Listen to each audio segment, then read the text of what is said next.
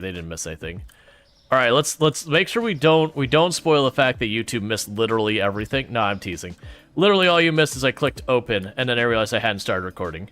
But to catch up, what we're doing is we're playing Supermarket. I forgot these are all back here. We were playing Supermarket Simulator. It's pretty straightforward.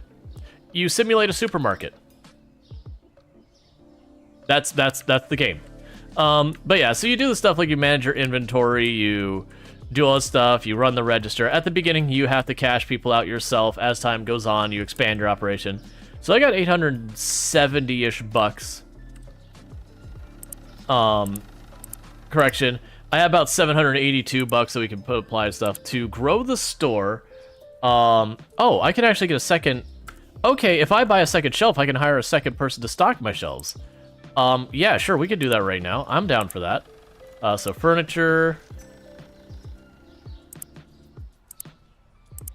But yeah, so the gist of the game is that you get a supermarket. When you start, there's 2 shelves, like nothing on them. And you kind of build up from like nothing and just make it work kind of deal. And you just kind of grow your store. So with that, I should be able to hire a second person to stock my shelves. And the more people I hire to do work, the less work That was weird that took that long to highlight. Yeah, so now I've got 2 stock people working around who look the exact same, just like our cashiers look the exact same. But yeah, so it's a fun game. So you deal with pricing and all that, where you, I can go up to all these things. So some of the times you'll see my people complain that they're too expensive because I've started rounding up to the nearest dollar. Like I said, yeah, rounding up to $1, as opposed to down. So sometimes they overprice my stuff, but it makes it easier when I go to deal with transactions that I can just be like, okay, just the dollar symbol, so it's just 2 numbers versus 3 or 4 to enter, and then doing the math and all that. Hey, Radamant! Thanks so much for the raid, I really appreciate that. I believe I saw you were playing RimWorld earlier.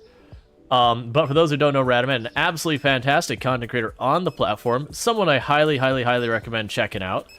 But plays a bunch of different games, like RimWorld, has played State of Decay a whole bunch, and just like a range of different things like Auction Not Included, a whole bunch of stuff. Basically, Kenshi is another one. Basically plays a whole bunch of those kind of games, and definitely a good time. So yeah, so it was RimWorld. So what were we doing in RimWorld? I also understand if you got a dash, I totally get it. I hope your enterprise is successful. Make up everything and reap the rewards, lol. Absolutely, and thank you for the 100 biddies. I do appreciate that. But yeah, so if you gotta marking up, you say, maybe we are marking things up a little bit. That one's actually not bad. I had one of these that's like $2.10, and I've marked it up to like $3. Basically, I'm rounding up to the nearest dollar over for me running transactions easier. But yeah. So, what were we doing in RimWorld today? I didn't get a chance to check it out. I've been running errands all week. But, I do hope you had a good stream in RimWorld, and it wasn't too awful for you. Because I've definitely had a mixed bag of runs. Just being a death cult? Yeah, I had my, my 100% pollution Swamp Hill run finally died. Not last stream, but the stream before it. I was doing the finale event, and I got all the way that I just needed someone to push the final button. And there was only 3 people left standing, and they just couldn't get there to push the last button. It was such a tease. So it did. And then we just started a ghoul army run. Randy tried to murder you and kept sending raid after raid, but... Oh, yes. My brain was conflating Randy and Radamant. I'm like, I am so confused by that sentence. Yeah, Randy tried to murder you by saying raid after raid, but you weathered it well. Nice. I've been playing Cassie for a while now, because Randy is like... My experience with Randy these days is Randy goes from totally chill, borderline comatose, to everything is on fire, and very little in between. And even Cassie feels very fluky nowadays. That I feel like something changed with the way they calculate threats. That it feels like Cassie will take, not a nap as bad as Randy can do, But there's times that she's just like, how would you like 5 raids to back to back? Like, you're not supposed to do that. You're supposed to have a cadence. That's your whole thing. I don't want that shelf to be orange juice. But yeah. No, well. I'm just gonna leave it on the floor. That's fine. You know what you did. No. But yeah. It's been weirdly fluky in the game for me lately. But yeah, for those who don't know me, I am Rual Storge. I play a variety of games here on Twitch. Thank you for the follow. Welcome to the stream. I do play a lot of games. Like, I play plenty of RimWorld. I played plenty of Project Zomboid. I used to hold a world record in that game. I play lots of, like, Tycoon. I play, you know, the occasional roguelite. City builders, settlement builders. Like, I've been doing a lot of the City Skylines 2 update lately. Which, for those who have not seen the Economy 2.0 update, it's pretty good. It's pretty good.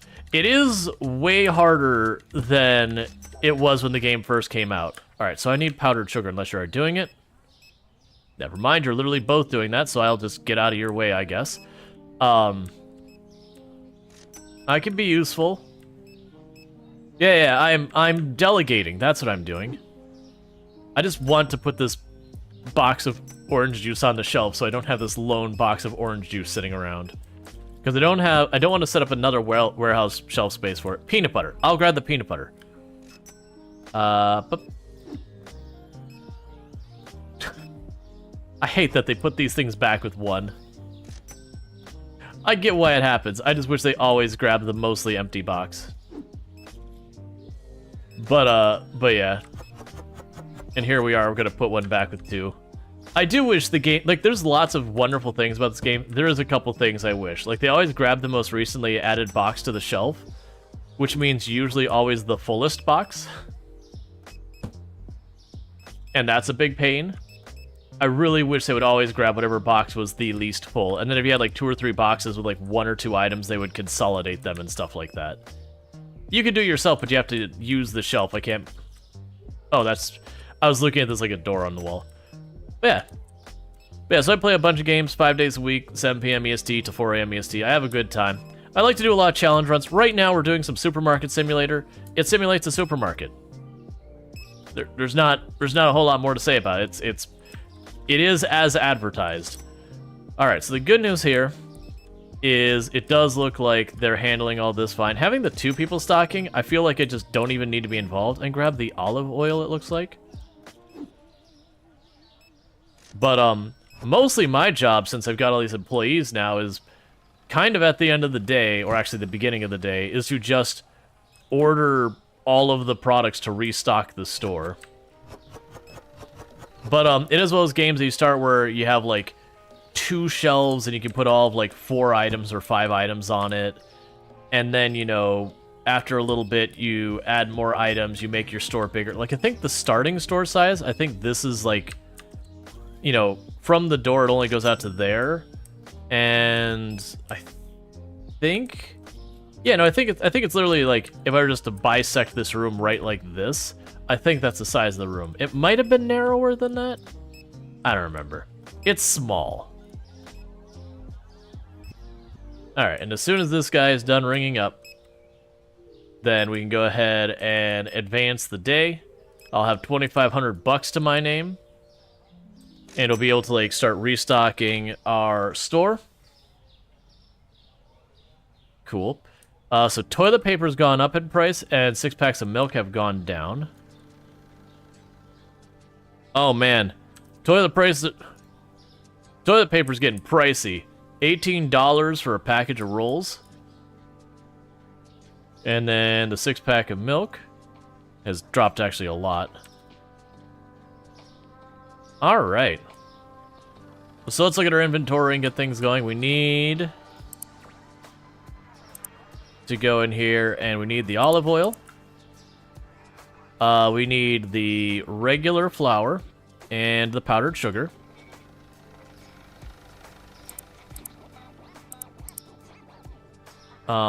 We could use more...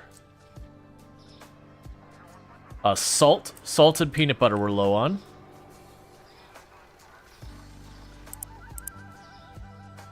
Alright. And they can only order 10 items at a time. Let's get that also. In real life, you could believe that price. In all contexts, like, you know, I do my own grocery shopping and do all that stuff, but it is one of those things that stuff like that, because, you know, I buy a bunch at once. Like, the price of toilet paper doesn't really register to me because, you know, I buy a bunch, like, I buy, like, the large thing of toilet paper, so I don't have to buy toilet paper, you know, once in a long while. So, it's just now those things like, oh man, it's gone up $2. I don't know. I don't remember the price of toilet paper day to day. Alright. I'm just letting the stock people do their thing. So, they did update this game, so nowadays the stock people will actually come out to the road and grab the boxes out from the road. They'll, you know, if you leave a box just randomly in the corner, they will go seek out that box, pick it up randomly from the corner, and put it where it needs to go and that kind of stuff. So they definitely massively improved that. And it's funny because it's labeled as like a minor update, and you're like, okay, I get it. In regards to like the size of the update, it's pretty small, but the impact of the update is really big. I'm really hoping there's shelf space for us. Don't do this to me. I knew you were gonna do this to me. Okay, that's fine, whatever. Okay. I just wish they would consolidate the boxes. That's what I want. I want them to consolidate boxes. So I don't end up with a bunch of, like, random 1-2Z things where I go on the shelf, I see, like, 4 boxes on the shelf, it says I have a quantity of 5 of the item.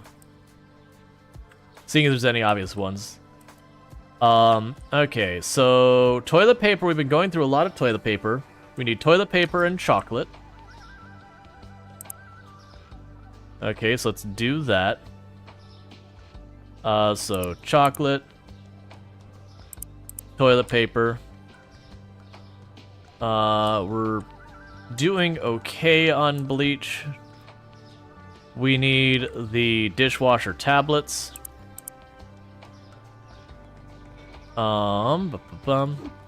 Really? You got like 2 boxes here? And they only have 3 between them? Or 4 between them? Alright, let's see if I can't put this on the shelf. Of course not. Alright, well, so the problem is, this is a perfect example. These boxes hold 8. And between the 2 boxes, I've got 4. I can only put 2 of those boxes on that shelf. So really, I kind of actually need 2 more boxes of the more expensive pasta to make sure I have enough inventory for the day. But because I can't consolidate them easily, there's the thing. Alright, I need the bottled milk.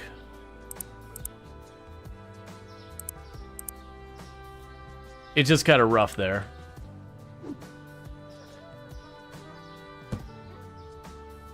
The toilet paper is also the worst because 1 box of toilet paper takes up an entire section of my warehouse.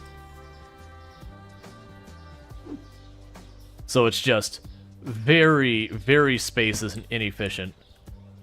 But it is what it is. And pretty soon I'll end up opening the store.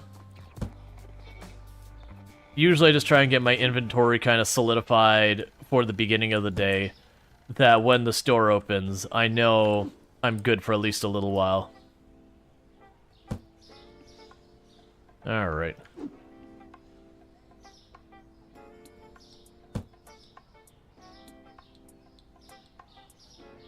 I also kind of wish there was the idea of like a wild card shelf.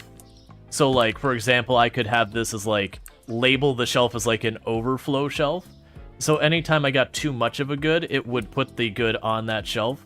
But not, you know, label it saying, hey, this goes here now. Yeah, so for right now, that's what that's going to be for about 30 seconds before I actually need it for other things. Okay, so they are just picking up those boxes. So we have 1,300 bucks. That potentially gives us options. So for our management stuff, we got to pay our bills. We can't grow the store, nor our storage, which that's really weird. $1,881 for our next warehouse increase is a very oddly specific number. But we can get a license.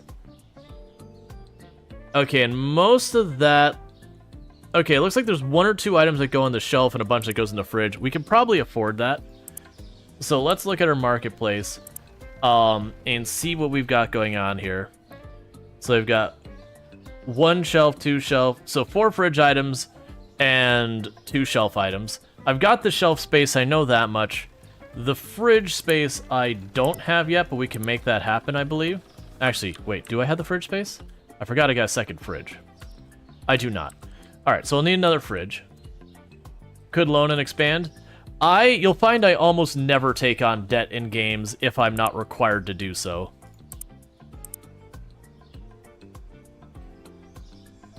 It's not that I will literally never, but if I have a second choice, I usually won't. Because there's the entire logic behind you borrow money to increase the rate you can make profit, thereby justifying you borrowing the money in the first place.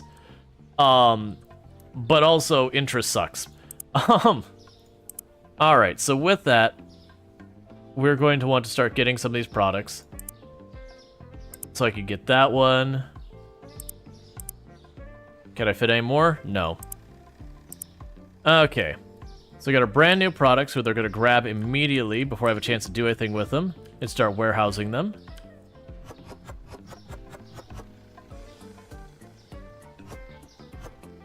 And I'm doing that way we get 2 shelves marked. So you're normally $5 market, so we'll give it 6.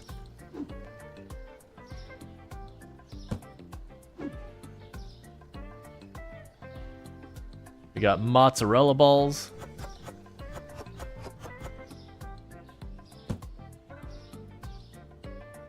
And that's also good that I do this now, because I found if I try and do it during the day, when you put the stuff on the shelf, it becomes this whole thing where they will absolutely shred, like, the supplies there. Alright, so as the day goes on, we're gonna have to do some tinkering. Alright, so that's the box that's mostly empty, so I'm gonna just hover over here. And lady, if you could go buy the blue flour... Hey, yeah, this flour right here. I'm telling you, it's gold. No, not the oil, the flour. This is the flour. Yeah, no, that's the salt. That's not what we're looking for. Lady, the flour. I need 1 flour off this. Lady, no, the flour, just 1. Ma'am, you seem like you could use some flour. Would you like some flour? No? No, you just want yogurt? Hear me out. You'd have some flour with that yogurt. Hey, you know what? You don't hear this often, but if you were a seasoning, you'd be flour. I'm saying you're bland.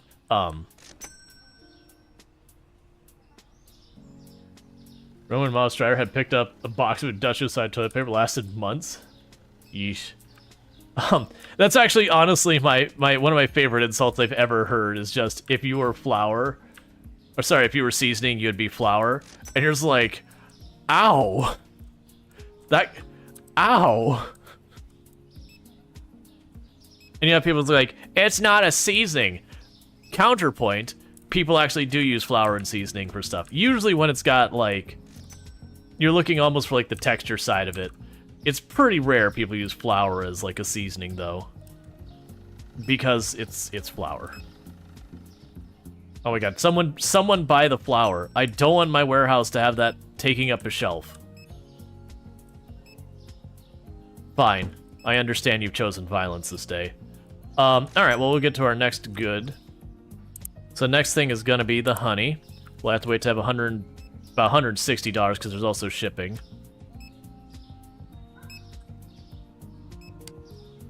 Alright.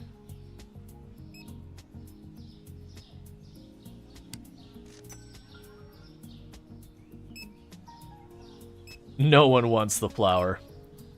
They heard the high-pressure sales of just hovering over the person and being like, buy the flour. I need you to buy the flour. And there's like, man, just go away.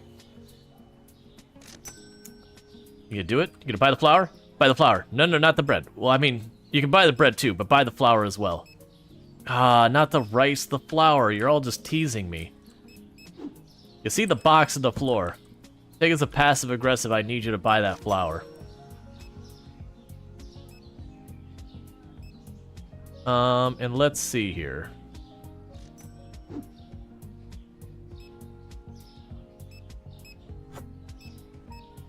You at least get these out of the way.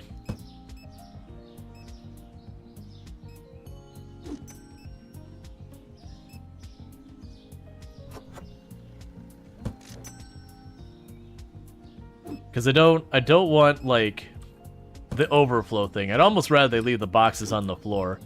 Because most of my items got 1 or 2 dedicated spaces for.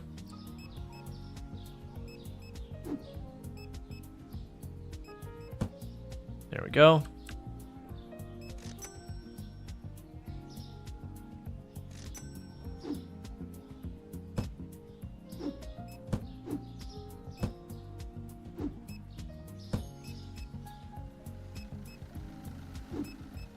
Alright. Oh, there's still plenty there.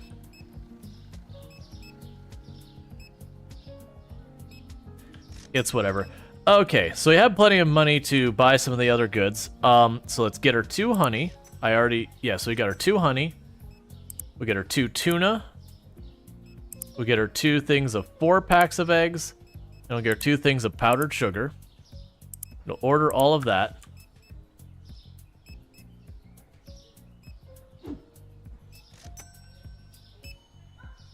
Let's try and be quick because they will try and sneak through while it's not priced right. Alright, so that time I beat them to it where they couldn't snag it out from under me while it's not priced right. Okay, it's a shelf good.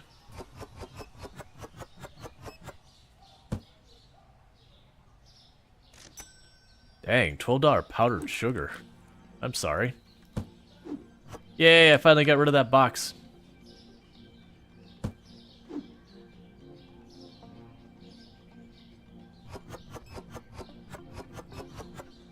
Okay.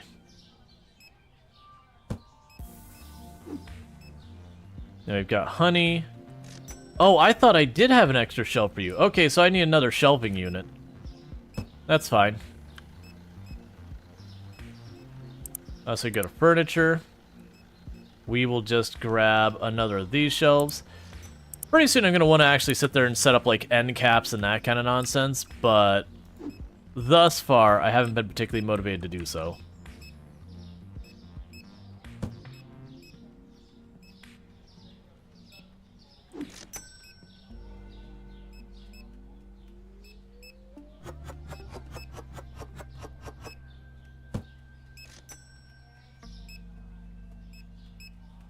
Alright. So now all those new goods I'm going to need to get extra boxes for, because we didn't get enough of them for reasonably staying stocked. So 1, 2, 3, 4, 5, and I'll have to wait till I have 538 bucks. Turn on our lights. Oh, they were on. Weirdly, the warehouse, it's just because the roof is higher up, it always feels dim. I wish we had better lights. Like, just brighter lights. Because these are the lights we've got access to. And honestly, this store feels like just like a dimly lit store. You definitely want this to be brighter. This is a very cramped register. We'll definitely need to expand our space again before we get more goods.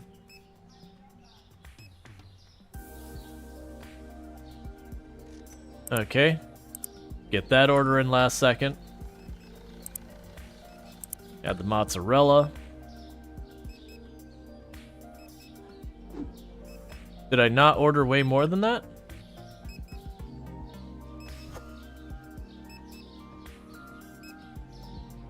Did I fail to order it?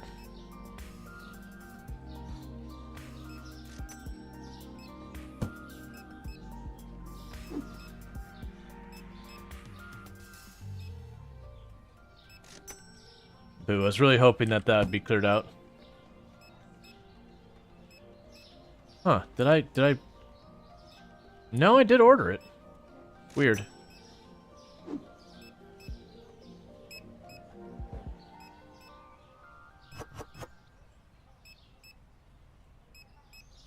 Okay, do you have a dedicated spot yet? You do not. Alright. So just gotta wait for them to cash everyone out, and that'll be good for our next day. So I've got room that I could add one more shelf. So if the other next license was just all shelving, actually, you know what? We can probably get... Because I could put another warehouse shelf there. I could get another full unit shelf here, as well as a freezer. or a fridge or whatever. So realistically, we can do one more license before we need to expand again. That's fine. Why are you all lining up on the one register? There's multiple open.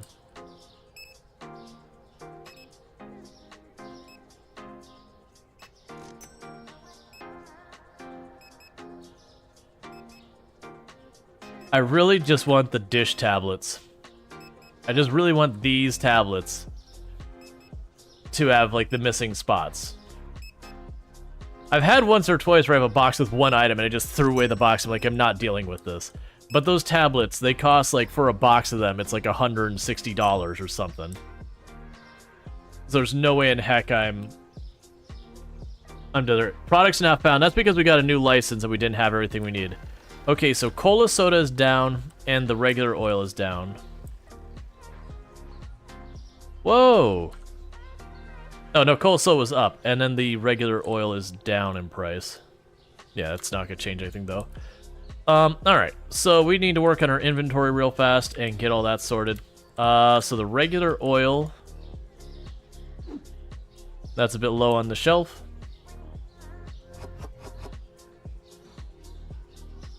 Oh, there's the other boxes. They're just flying. My bad.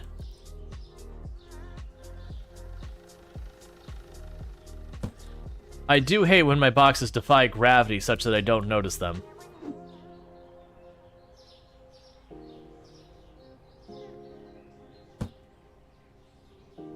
Alright.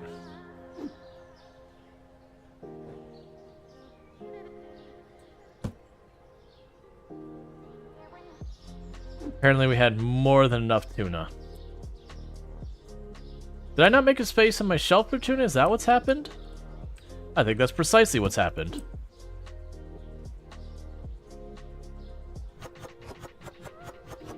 That explains why I have a lot of tuna.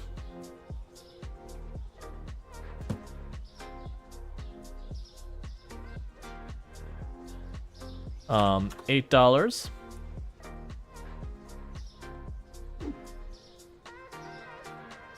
We have the powdered sugar.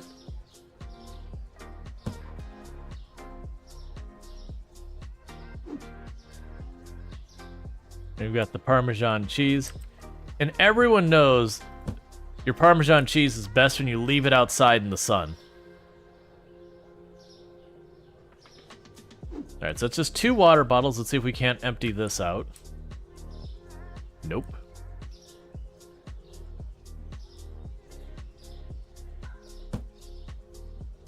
Alright, so we can once again use an order of toilet paper. We can use an order of coffee.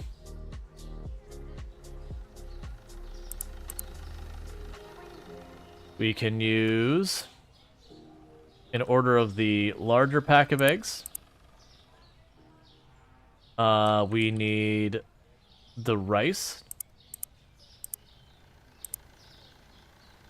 And I don't have a whole lot of extra money to do stuff anyways, so that's fine.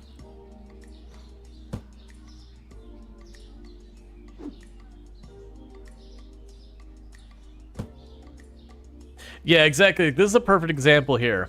Our bleach on the shelf. I have about 1/2 of a box between these 3 boxes. Of course you're full. Here's what I'm doing. I'm going to take this box. I'm going to fill it up and put it on the shelf. I'm going to take this box and put it on the shelf. Because that's a bad enough of an outlier. I'm going to consolidate them.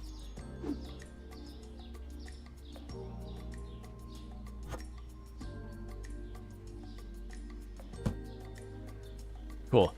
And with that, we've reduced 4 boxes down to 1.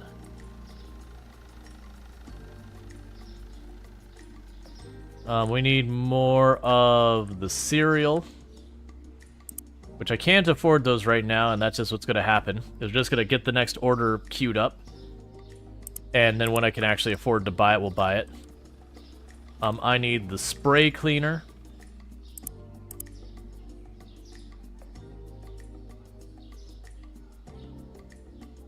What are you?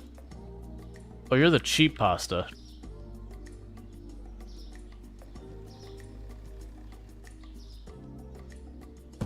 You don't need an extra space here.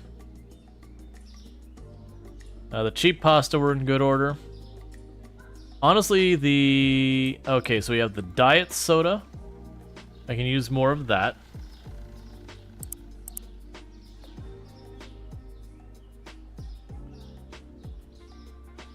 The fancy flour we can use more of.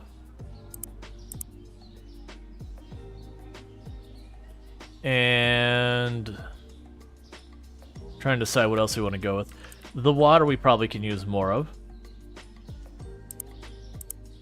Now, I can't afford to actually order that right now. How's our floor looking so far as supplies? They're still working on it. Still coming along. Honestly, though, we're probably good to open. I can fill in some of the gaps. Thank you Ushse for subscribing for 7 months. 2 more months and we've got a baby.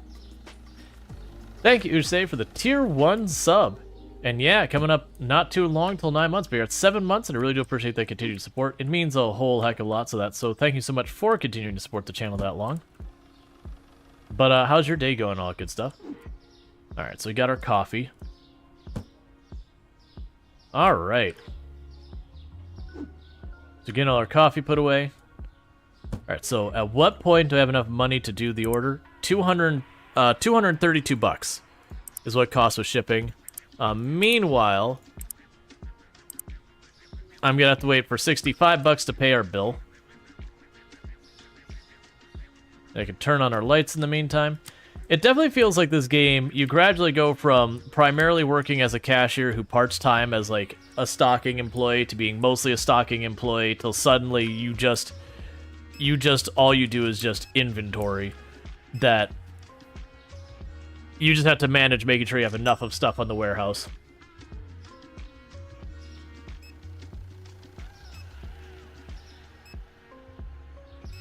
I still stand by the idea that I wish the game had it as a feature that you could do purchase orders. That I could go in here and say every day buy me 1 box of this and do that for like everything. Because then on average you should mostly be okay, and then you'd have to, you know, occasionally buy an extra couple boxes of this and that. You'd have the occasion where you just get ahead of your orders, so you just, you know, adjust as necessary. But just to kind of tackle the repeating ordering the exact same thing again and again every day. Hey, J2V0, how's it going? Alright, so our bills are paid. So we can go to our marketplace. And we need the 232 bucks to get our next order of goods to top off our shelves and all that. But yeah, no, I've been enjoying this. We also played the clothing store simulator. That was a lot of fun. They had an update literally today that adds a warehouse to it, because that game didn't have the concept of a warehouse, really. So they've got it now where you can have, like, employees that'll drag stuff into your warehouse and all that. Because, like, right now in that game, you have to go out and, like, they'll have totes outside. So instead of this one where you pick up the box and you walk it over there, and then you take the box to the shelf, that one you grab your clothing items. And you grab, like, a mix of stuff. But you have to individually grab the shirts and, like, grab, like, a stack of 10 and then take them to the respective place and put them there. And this one, the warehouse people will just pick up the whole stack and move it into your warehouse and all that. That, like, I haven't tried it yet, but that was one of the things as a pain point, is there was a bug. You would go to grab clothing and shelf it, and there wouldn't be enough space. And then it'd show, like, the clothes you were trying to shelf would just lock in place in front of the shelf. And you were still technically carrying them, so it'd act as if they were in your hands, but you couldn't see what you had. And you couldn't get rid of them easily. So it was just like, you get bugged with this thing in your hands and have to fight to figure out how to get it out of your hands. That way you could go back to doing stuff correctly. And that was the clothing store simulator game.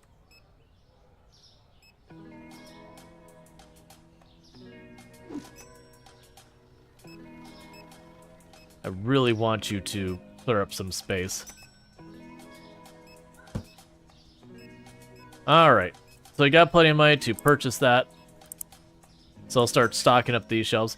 Because it almost feels like what I worry about for the most part now is I don't worry so much about what is out on the floor. That's for my warehouse employees to deal with. I just worry about that I have what they need back here. Because as long as I have it back there, it will eventually find its way to the floor.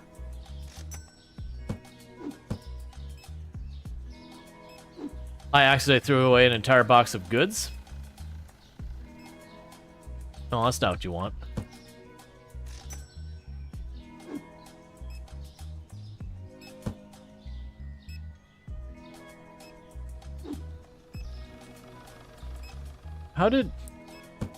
How was I off by that much in the diet soda that we were so overstocked?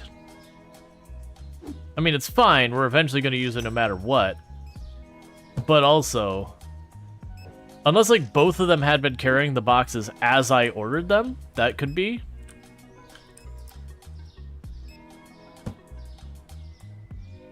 Okay, so regular flour. I need more of that. We need more bleach.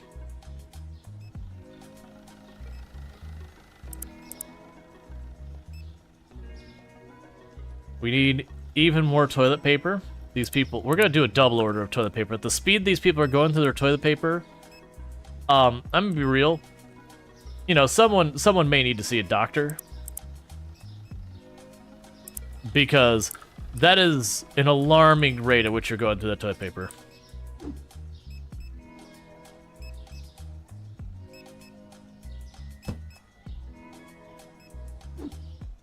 Okay. There we go.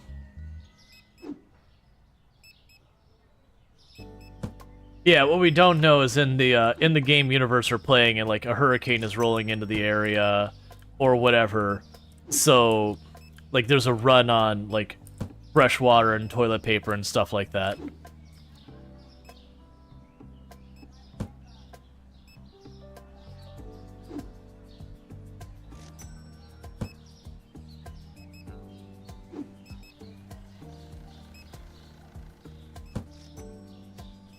Okay, so you need the fancy pasta, and the day's almost over, so we gotta get these orders in fast. Fancy pasta, it's fine. We could use more rice. It's fine. At 9 p.m. I can't order anything else for the day. Regular cereal. Powdered sugar. And that'll do because I'm out of time. Okay.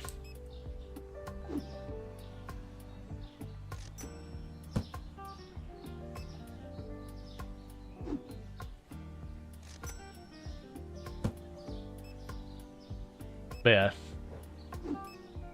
Before, when they wouldn't even take stuff out of the road at all, that was definitely when things were way worse. I'm gonna see if I can't get this shelved. Yeah, we can. Like, those were tough times.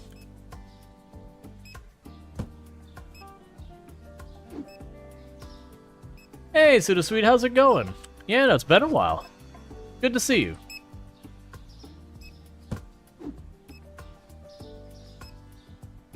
Yeah, no, we've been enjoying this. We hopped back in. I played like 1 or 2 streams when it first came out, and then I kind of left it alone for a while just because some of the warehousing stuff was pretty rough. All right, hear me out. There's 1 in that box. Please don't do that. How do you like the new update? It's nice. It does massively improve one of the pain points. The lack of them consolidating the boxes is still a wee bit on the rough side. Where I have to like go back here and be like, hey man, quit putting half-finished boxes down there as much as you can, or at least prioritize them. Don't always go for a new box. But it's still a massive improvement on what I had before.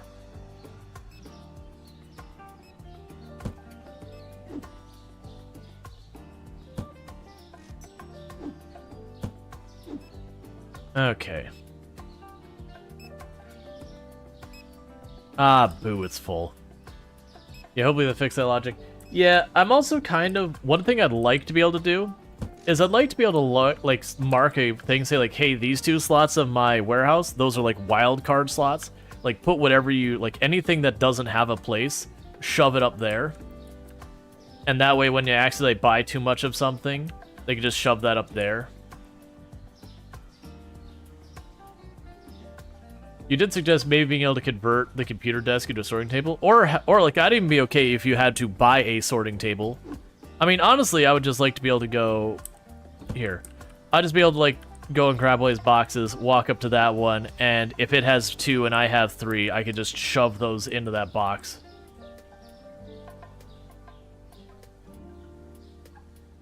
They kind of do that now, which is an annoyance. Oh, they have like a sorting table of sorts. I mean, I'm okay if I even have to buy it, as long as there's some way I could do it without having to go out to the store shelf, pick up goods, and then put them down to consolidate. Alright. So, there's no more customers, so there's no reason to not advance the day. Okay. Susu powdered sugar. Price reduced. You bought a license for new products before you had time to take the products. The restockers put them all in the open areas, and I had no idea where they were. Oh yeah, no, that's the thing. They will they'll put them someplace and then they label that spot as for that item going forward. What I'm saying is having an area that they will swap regularly.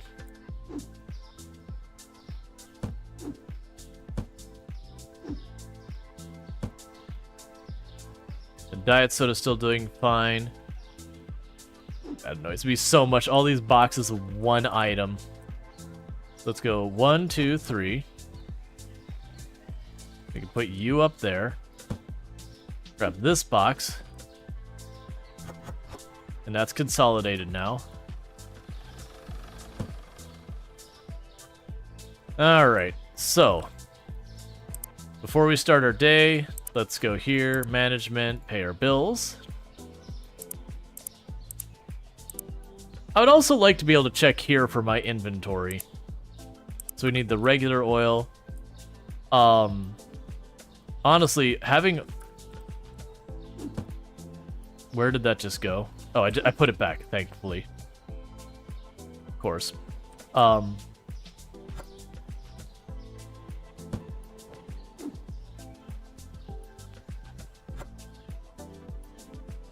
They'll figure it out. Okay. So we can get 2 boxes of the olive oil. We can get 2 boxes of the coffee. 2 boxes of the salt.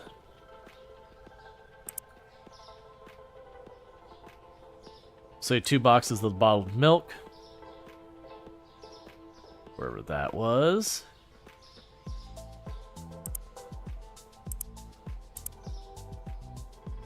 You know, just toss boxes of the trash can, and the restockers will take care of it. Yep.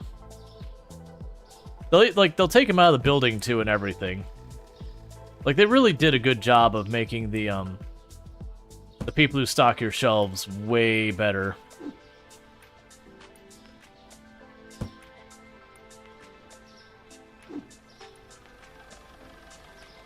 Like, there's still lots of room for improvement, but it's definitely a massive step forward.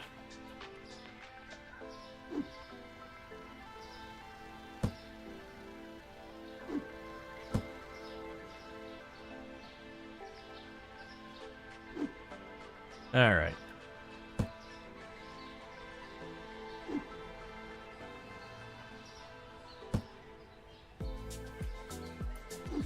You just fire your restockers at night and organize the store, then hire them back in the morning.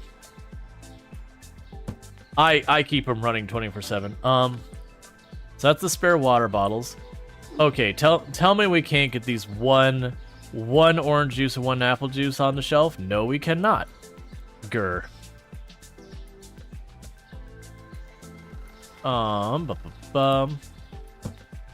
So apple and orange juice we need.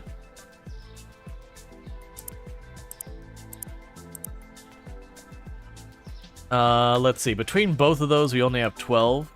So let's go ahead and grab the cheap pasta. They'll end up putting it somewhere who I won't know where in the storeroom, but that's fine. We're short on bread. That's overflow, so I don't care about that. That's overflow. We need the cereal, the nicer cereal.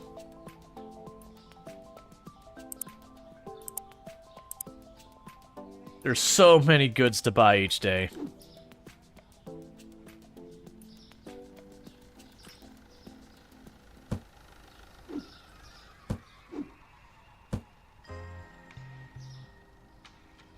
That's fine, whatever. Alright, so we're on the home stretch, so let's just open up. We don't have exactly much money to buy more goods anyways. And bear with me for just a moment.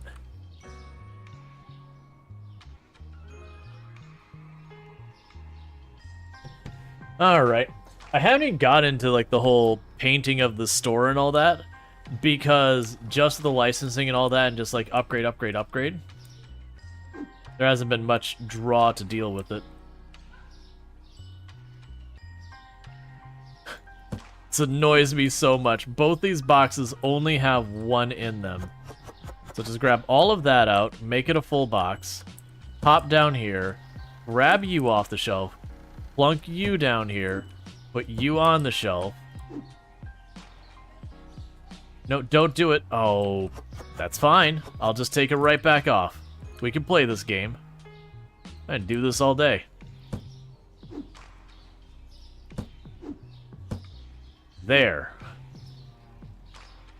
Consolidated. Paint and flooring is crazy expensive. It makes sense as like a stretch goal kind of thing that you start to, you know, put in the time to pretty.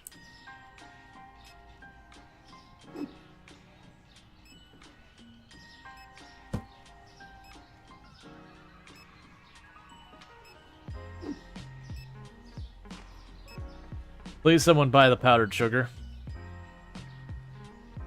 I don't want this box of 1 powdered sugar sitting here.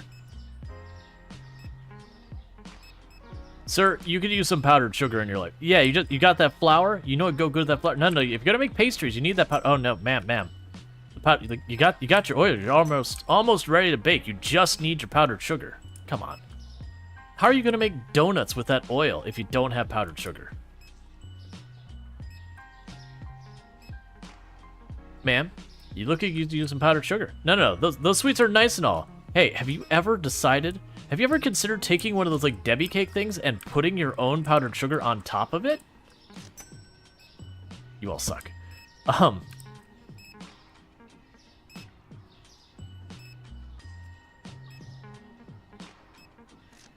Okay, those are all doing relatively okay. Can I actually get these out of here yet? Not really.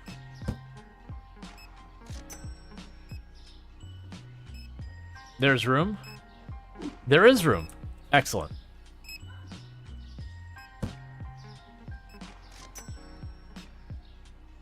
Because that lets me unmark that shelf for powdered sugar. We're going to unmark that shelf. It's not going to matter. They're going to put it back on the shelves. Here it comes. Actually, no. They put it on the shelf with the other stuff. Excellent. Okay, so I need yogurt. I need all the snacky... Yeah, literally all the snacky foods. Let's go get ourselves all the junk food. Well, I mean, yogurt's not junk food, but it came in the same thing that the junk food came in, so sure. Alright.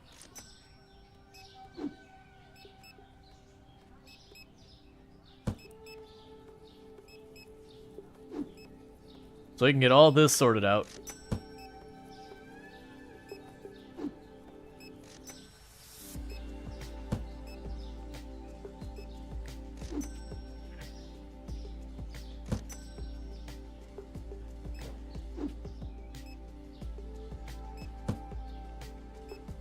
I'm just trying to load this all in the shelves as fast as possible.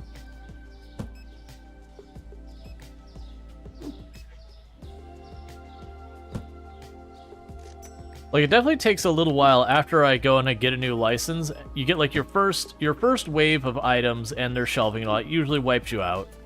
And then you turn around after that, and it takes a little bit of time to then build up a buffer in your warehouse where you can go, like, a day or two without running out. So we need toilet paper. We need bleach. Yeah, toilet paper and bleach.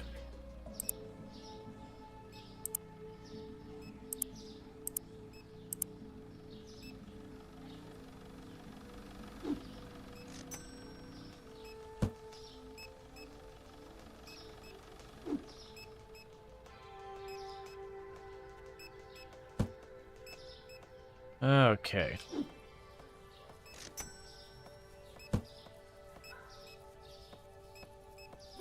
Yeah, the floor still has plenty of bleach on it. That's fine. That could go on extra shelf for right now. Alright. Your lights are already on. Okay, so you have 1, 2, 3. You have 3 sections of shelf and 1 section of fridge available. What would the next license cost me? Like, if we were going to go and do the next license, where we're looking at this license. So it's $1,100. That'll be fridge. So fridge, actually that might be freezer on some of, like, the chicken and all that. So fridge, shelf. I think, yeah, pizza mixed.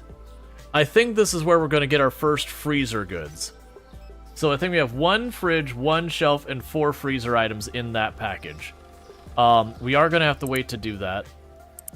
So the question, though, is do we get that license or do we expand our warehouse first? I feel like the warehouse is fine for the moment. And the floor is fine to accommodate a freezer. Because that should be the only new thing I need out of here. I could probably buy the freezer now. I'm just kind of holding off of buying the freezer just in the off chance that it ends up being wrong that's not the freezer.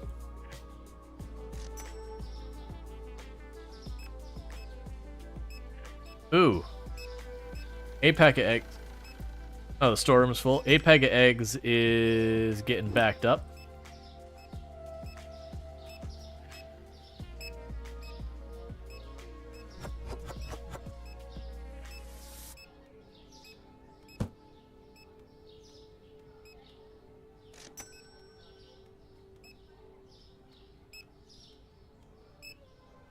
Where did...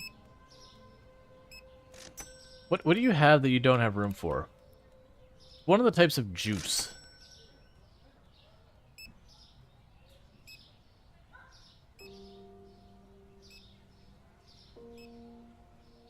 No.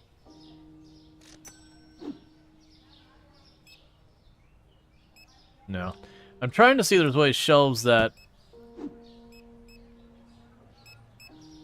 Maybe we've... Ah, perfect. That'll do. Because he's getting stuck because there isn't a spare shelf space. So we take that and we untag it. Now he should come around, drop off his box in that shelf, and get back to work.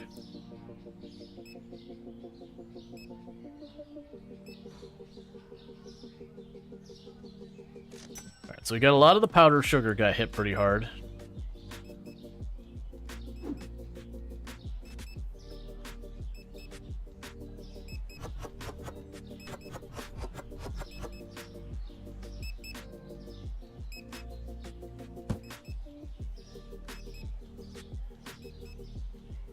The peanut butter looked like it needed more on the shelf. Alright. Thank you Ryokosha TV for subscribing for 7 months. I would like to get a box of eggs and 1 bottle of olive oil, please. Hey! Thank you so much for the tier 1 sub. I really do appreciate it. You've been subbed to the channel for 7 months. And yeah, we do sell both olive oil and a box of eggs. You just have to let me know if you want 8 or 4 carton. And also, sorry about falling behind on YouTube and TikTok. But welcome in Mandy and OG Bone and Raidbox Fruits and Leora. I'm not looking for a moderator in that way. Generally speaking, if someone goes, "Are you looking for a moderator?" the answer is going to be no, because if someone who pops in and, you know, offers to moderate right away, that feels like a good way to get not what you need in a moderator. Generally speaking, when it comes to moderator, my entire strategy is like people who've been around my community for a good long while have demonstrated that, you know, they will, like, basically kind of do the moderator thing without the title. And I don't mean yelling at people for, like, saying stuff, whatever, but, like, trying to diffuse situations, that kind of thing. Like, generally speaking, if they're kind of already doing that, then that's what ends up being one of those things of just being like, okay, now I will consider them. And to be fair, I am actually slow on my recruiting of moderators that, generally speaking, it's usually when I start going, okay, I really need another moderator, that then I'll kind of look around and be like, all right, who's been in the community who I think would, well, Sentient Cookie is a moderator. The moderators we have is like, you know, Elgoso Sentient Cookie, Luxray, Eonek, technically Tomb. But Tomb doesn't do a whole lot in the moderator space, which is fine. But that's someone who I know if I was doing a charity stream or something, it's like, hey, I need an extra pair of eyes, and asked her to, she would be able to help. She'd at least be on a similar page about like what not to and to allow and that kind of thing. That said, I haven't asked her to do it because she doesn't keep up with like Twitch trends and all that kind of stuff. It's just not the type of thing she does for entertainment. But exactly, Darkstrider. Usually the best moderators are those who aren't specifically like looking to be moderators. It's not that you want to find people who are like don't want to be a moderators and like shoehorn them into it or whatever. But if someone pops in like, I'd like to moderate your chat, it's kind of like, Now, I've certainly had situations where I really needed a moderator. I didn't have, like, there just wasn't people available, and people stepped in that made good moderators. Yeah, we're not going to touch the Dr. Disrespect thing with a 1,000-foot pole. Not even going to get anywhere near that nonsense.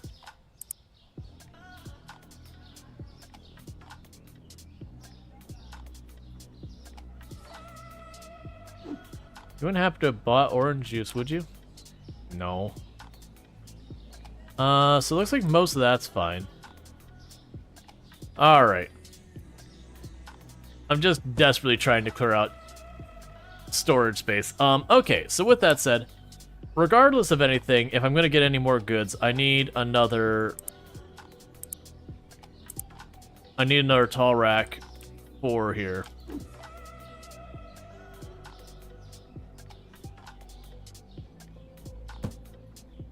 Because I need that for the new goods.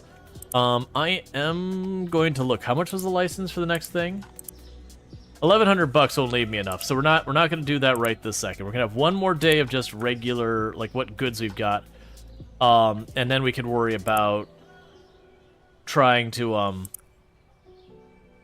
expand our inventory. So cheese I need more of.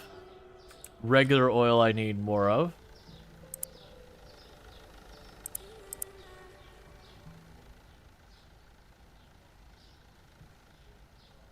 Regular soda I need more of.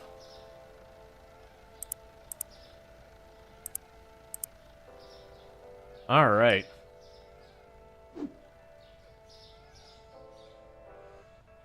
I think the only thing we touch here is your hearts. It's like, if only. No, we tried to consolidate the boxes. It's fine.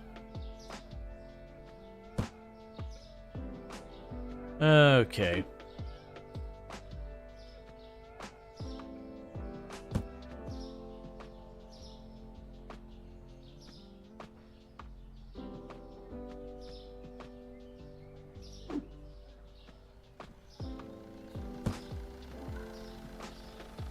So just trying to do a quick inventory, get ourselves situated. Make sure I got what I need to open for the day. Meanwhile, the stocking people are doing what they can to catch everything up.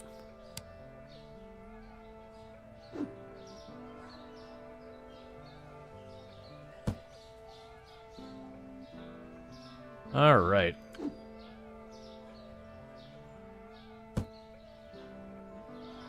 Let's see. Is there anything standing out?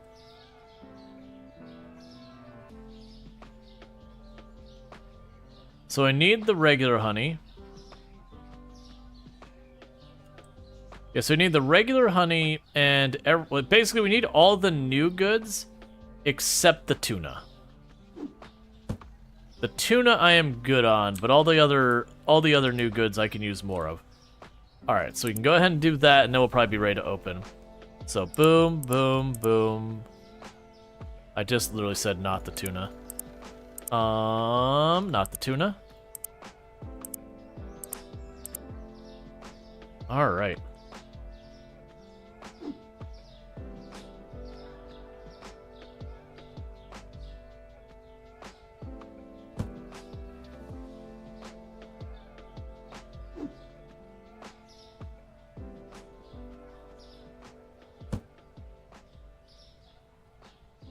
It's so easy for, like, this to get so cramped in here.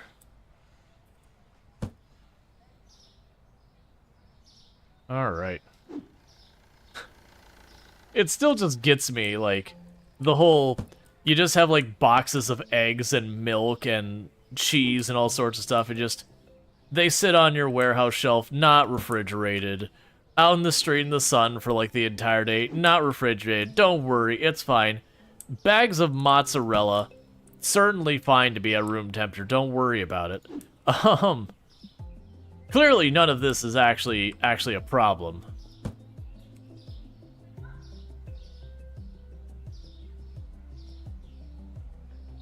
Store open. The shelves all look nice and fully stocked, except the bread is short by 1. Warehouse people. Why am I going out here and restocking the bread? And the tea is short by a bunch. Come on, guys. You can do better than this. What am I paying you for? It's not a shortage in the warehouse. I got, like, literally 47 units back there.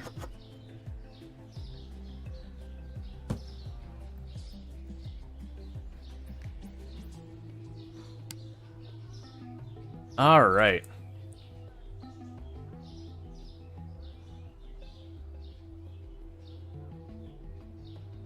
You're late to the punch there. Good hustle, though.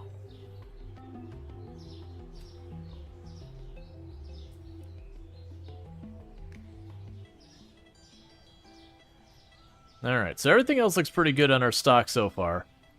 Yeah,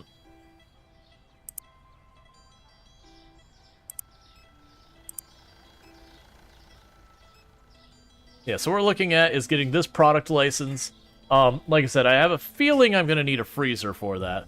Because I would assume the pizza are frozen pizzas, the french fries will be a bag of frozen french fries, and then the chicken will be frozen chicken. I could see the potato bag also being a frozen thing. The cereal will go on the shelf, and the butter will probably be a fridge item.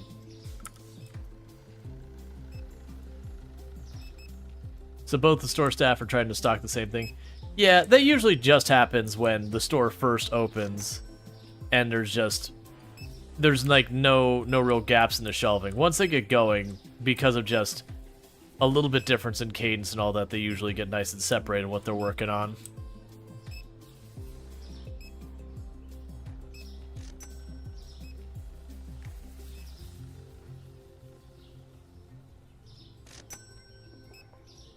All right.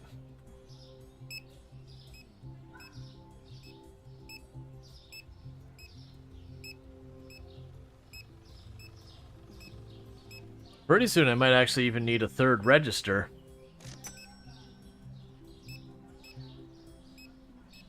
Again, not far from that point where I'll need a third register because they'll start complaining because the lines get too long.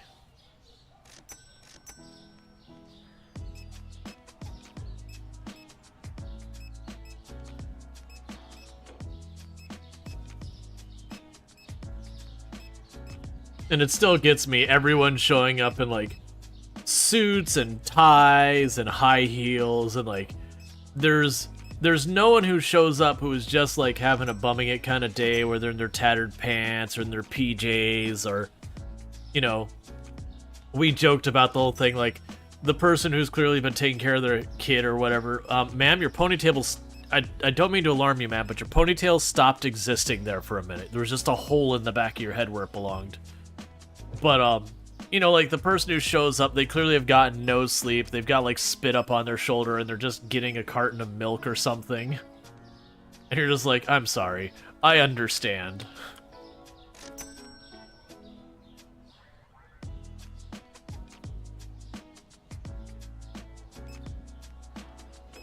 Or like the person who, you know, just looks like absolute hell. They're clearly going through something. They just come in to get some comfort foods, like some mac and cheese or something like that. You know, people just having a tough day.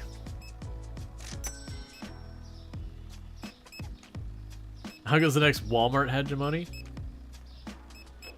I mean, because did you buy like 5 things of the cheap pasta, man?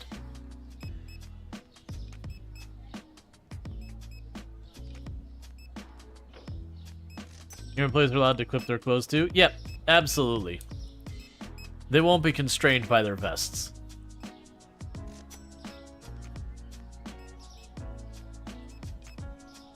Alright, so we have the expensive pasta.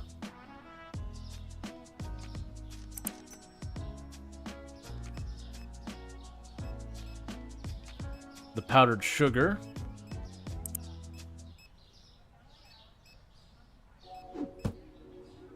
The cheap pasta.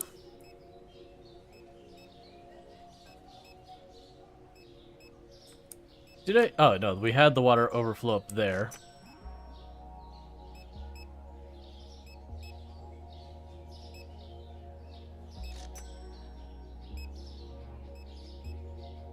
So water's not that bad yet. Both the apple and orange juice are showing low. Which works out because that means I can grab the orange juice real fast. Ah, it's about to get tricked. Because they were in the middle of restocking it.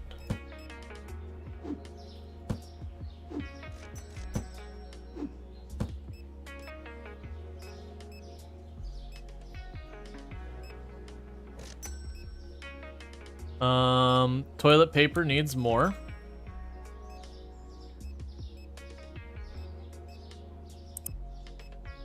And coffee needs more.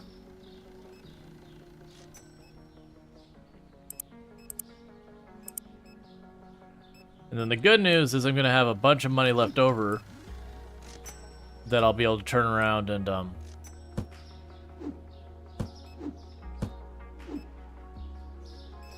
sorry. Aw, come on, you're still full? Whatever. But, pretty soon we'll be able to go and, upgrade everything and not have to worry too much. I kind of wish I could get brighter outdoor lights for this place. But the fact you step outside and it's just dark outside is kind of a real big bummer. Okay, so it's not grabbed any of that. Oh, come on.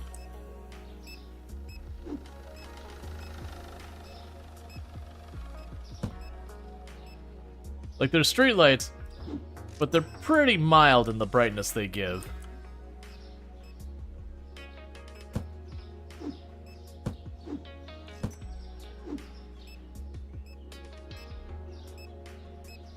There you go, lady. Buy all of the powdered sugar.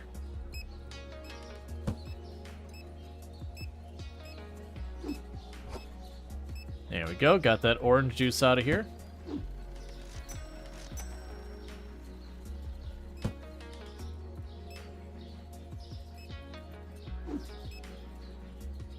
Got more toilet paper.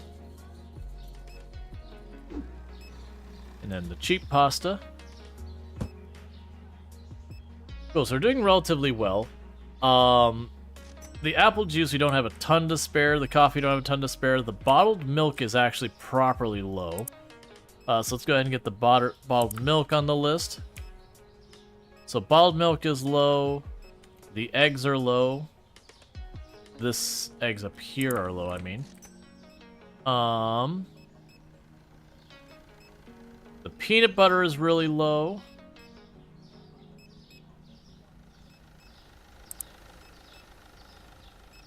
The spray cleaner is low.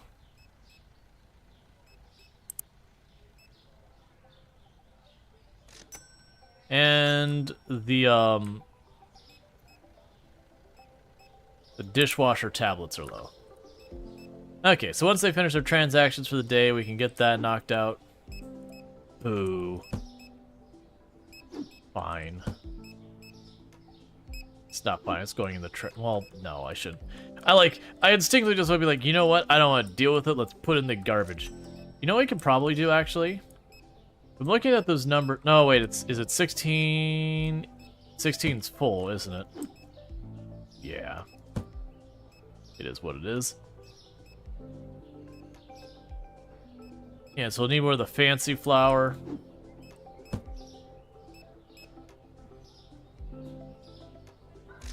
Okay. And so that's the last of our customers. So very profitable day. 2,700 bucks.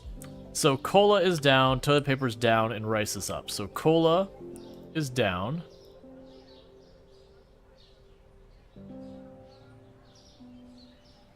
Rice is up. And I've already forgot what the third thing was. Because that's what I do every single time. Let's see here. Who had a price change? There's the cola, there's the rice. Toilet paper. Right, thank you.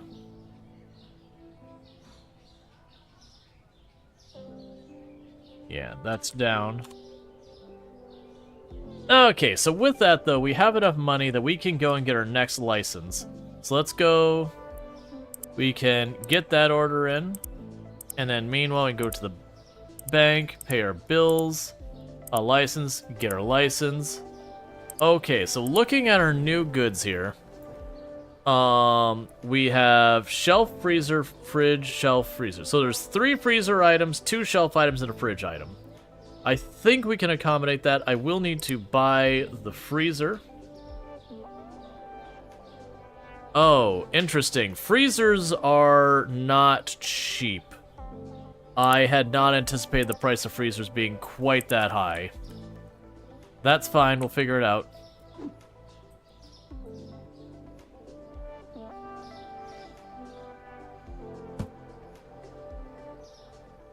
Alright, so we'll stock up what are the new items we can.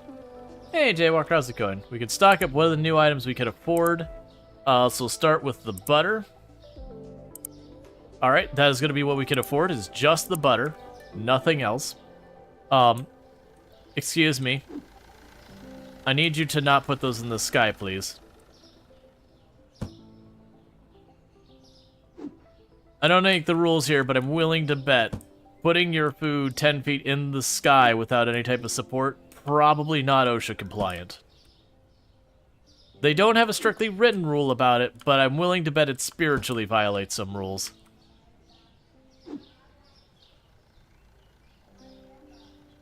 Hey, Infinity Simplex, that's no problem. It's good to see you.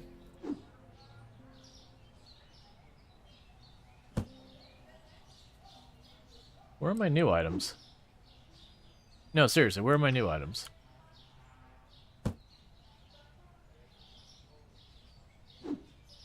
Oh, nice small boxes.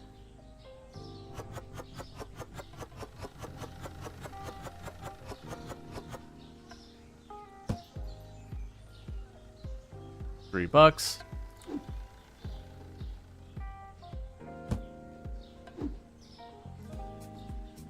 Oh, here, let's get them an assigned space in the warehouse. There, that's the butter shelf.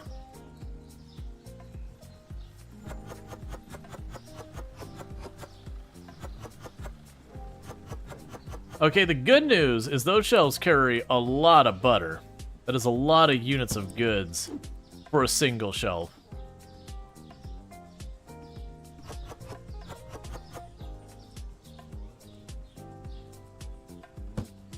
Alright.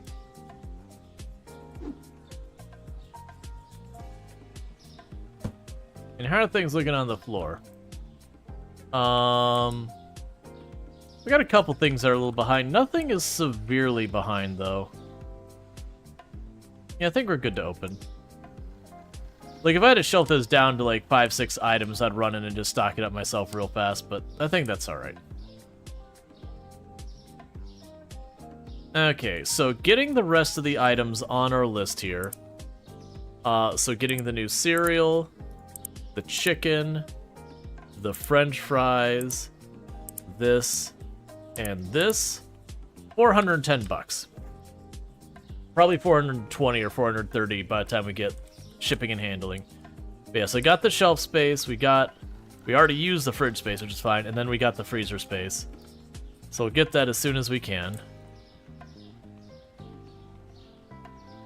Hey, look, man.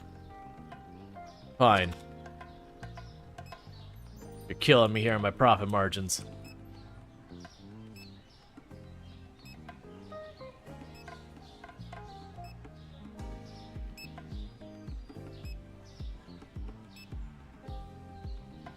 All right.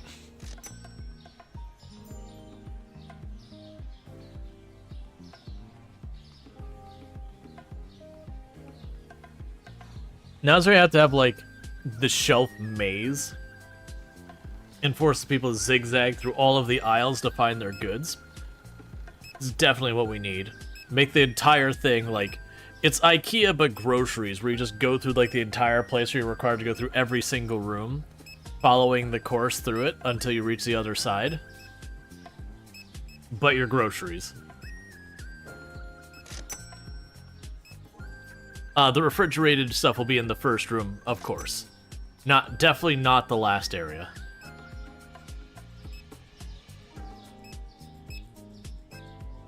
Alright. So you're complaining about the price of this pasta. Oh, come on. It's not that much more expensive.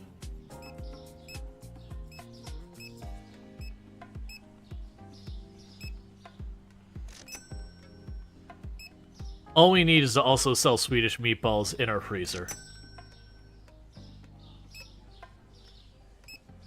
Alright, so we should be able to buy the rest of these goods.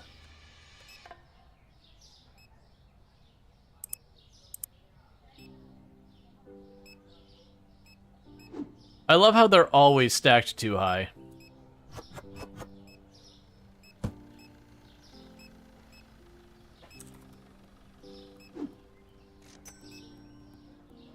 So if I put the empty box in the fridge on the cupboard, does that just like mark it?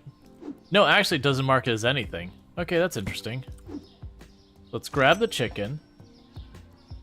Give it a dedicated shelf.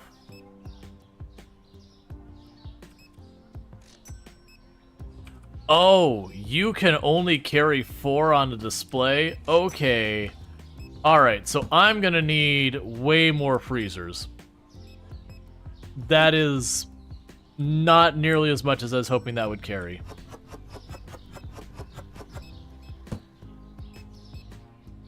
$6. Alright, so that is not my favorite.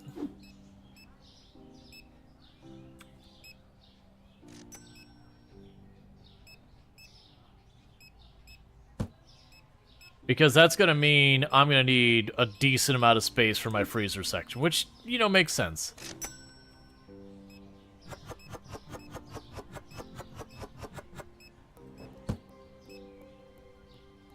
The good news on that one, it's probably 5. 6 is a bit steep. The good news with that one is I at least get a couple of packages out of a pizza box.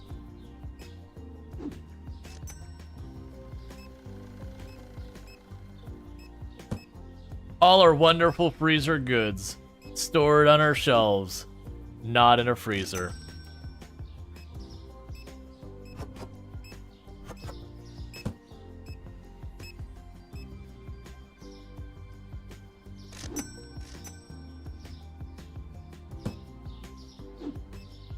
Alright, and that's our potatoes. Okay, so potatoes are normally ones that is inefficient shelf space wise. Alright, so with that, we're going to pop over here real fast, and I'm going to need more potatoes. I'm going to need more... I don't remember getting the cereal. You know, I'm betting they shelved it fast and I saw it. That's exactly what happened. They were just so on the ball, I never saw it hit the shelves.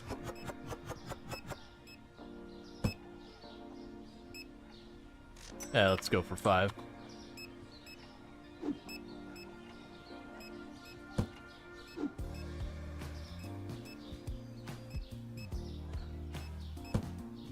All right.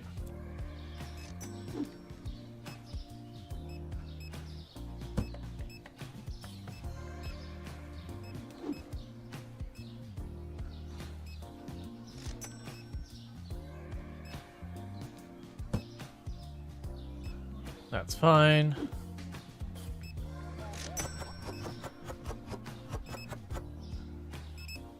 Cool.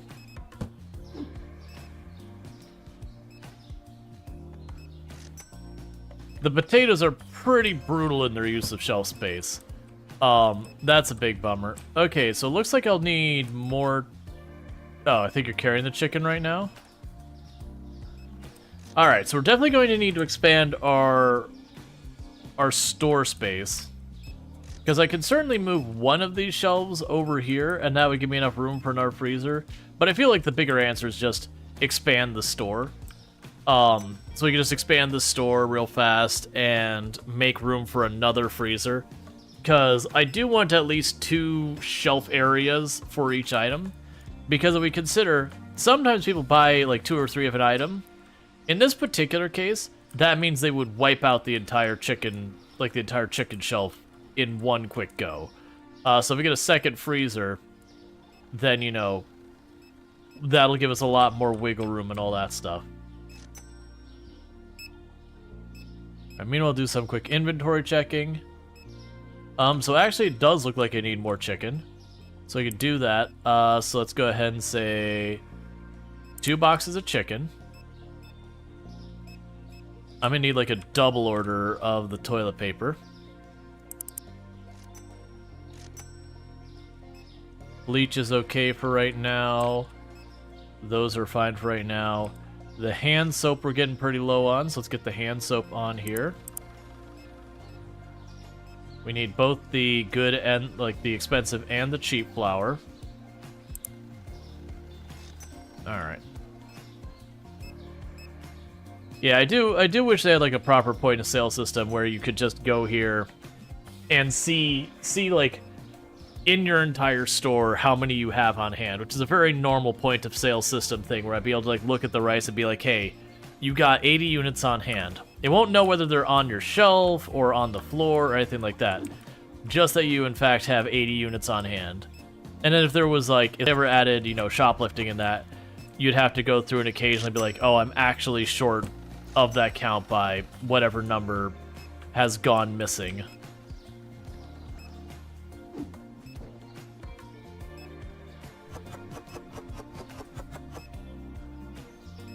Alright.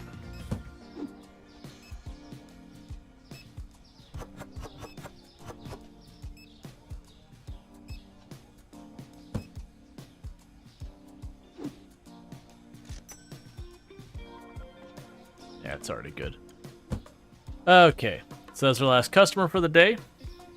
Yeah, so I had some people have products not found. Most likely that's because of setting up during the day. So salt, powdered sugar, and dishwasher tablets. Okay. I'll just keep it at 2. Salt. Dishwasher tablets. And then the powdered sugar. That's all fine. Turn on your lights. And your lights. Get that first order in. Pay our bills. And it was $1,881 is what the price is to upgrade the warehouse space. And I think it was like $2,100 or something like that was the, you know, requirement to upgrade the actual store space. The store space, I feel, is a more immediate problem for us right now.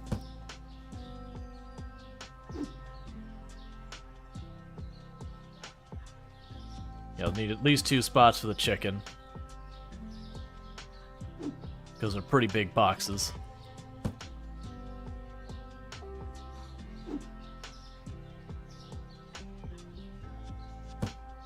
Alright.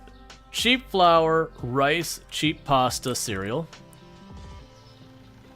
Alright, cheap flour, the cereal, the cheap pasta,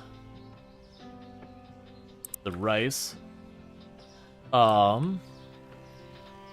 apple juice,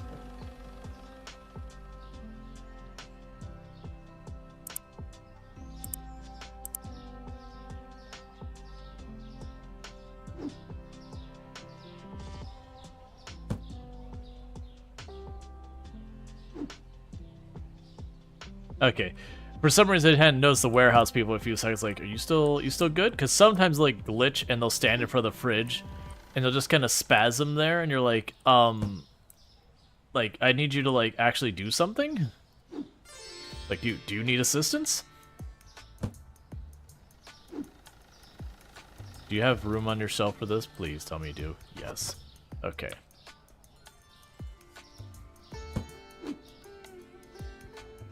All right. So I'm just worried about stocking up the warehouse again. They can worry about getting out to the floor just because that lets me eyeball stuff that we've like run out of, like in the store in its entirety. So like you can see both the cleaning products there we're out of.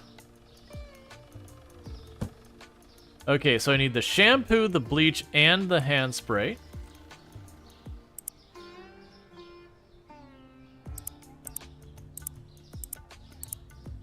All right. So that's those. We can still use more toilet paper.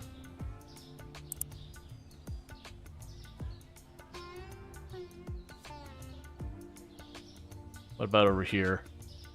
We need... You don't need that spot. We could use more honey. Yeah, we could use more honey. Let's add that on the list. The fancy honey, not the cheap honey. Think that's the fancy honey?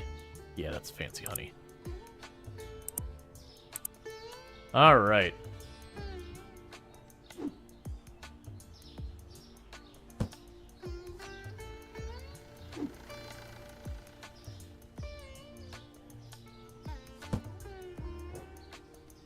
Okay. Yeah, I think that'd be my big asks for the, like, what I'd love to see for quality of life updates, is just the stocking, like, both you as the player and the employees being able to, when they have two boxes of the same product that they're, like, neither of them are full, that they would be able to go through and combine them.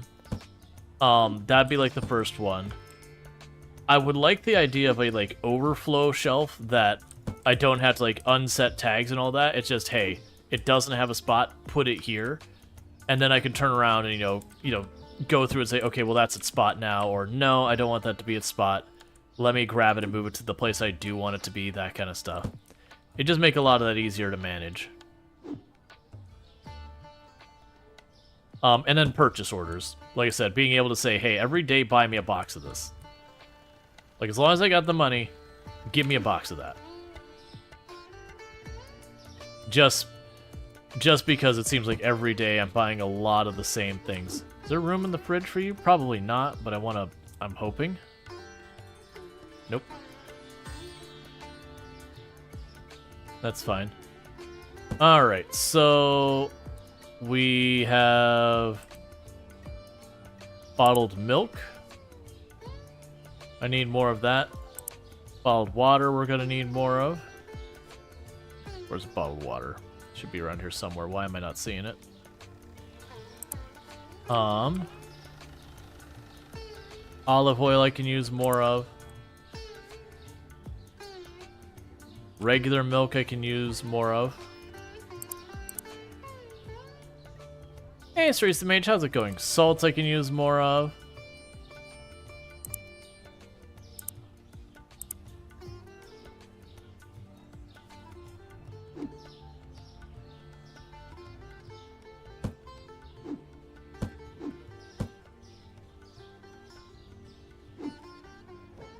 Trying to get the full boxes over here on the shelf first.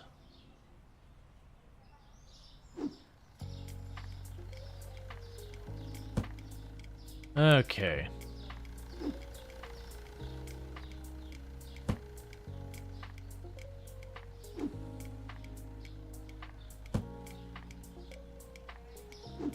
So pretty soon they should finish stocking up the floor with everything we've got. And that'll be a matter of, you know, dealing with a bunch of this other stuff. Alright.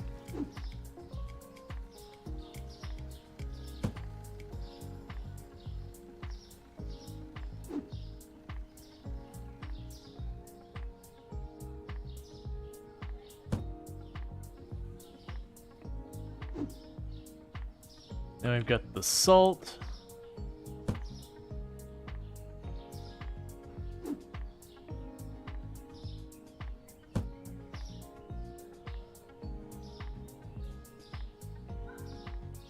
Okay, it's annoying that some of that's going overflow again. Alright, well, if you got that clear, we still got these up here. And I hadn't intended for this to be a place that you keep that diet soda. We can just drop that on down here. And clear that tag.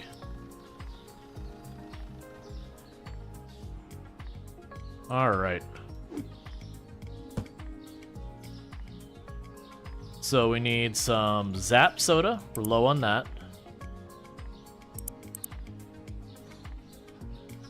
We're low on coffee. We could use more coffee.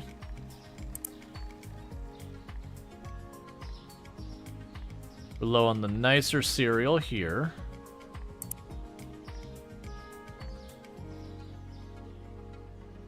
We're low on the marshmallow snack things. Whatever they're called. The things that look like they're made out of marshmallows. Where are they? There you are. And then we are low on chocolate. Okay, so we'll have to wait till we have $302 to do that. Meanwhile, the floor looks like it's relatively good shape, so we're going to hit the button and open up for the day. And then the intent will be to get all this ordered, and once we get all this ordered, the 302, once we get all this ordered, what we'll do is we're trying to save up to expand our store so that we can get ourselves set up to get more freezer space and all that for our goods. Been doing work on the house? That's good. Keeping up the house is always a major project that never stops.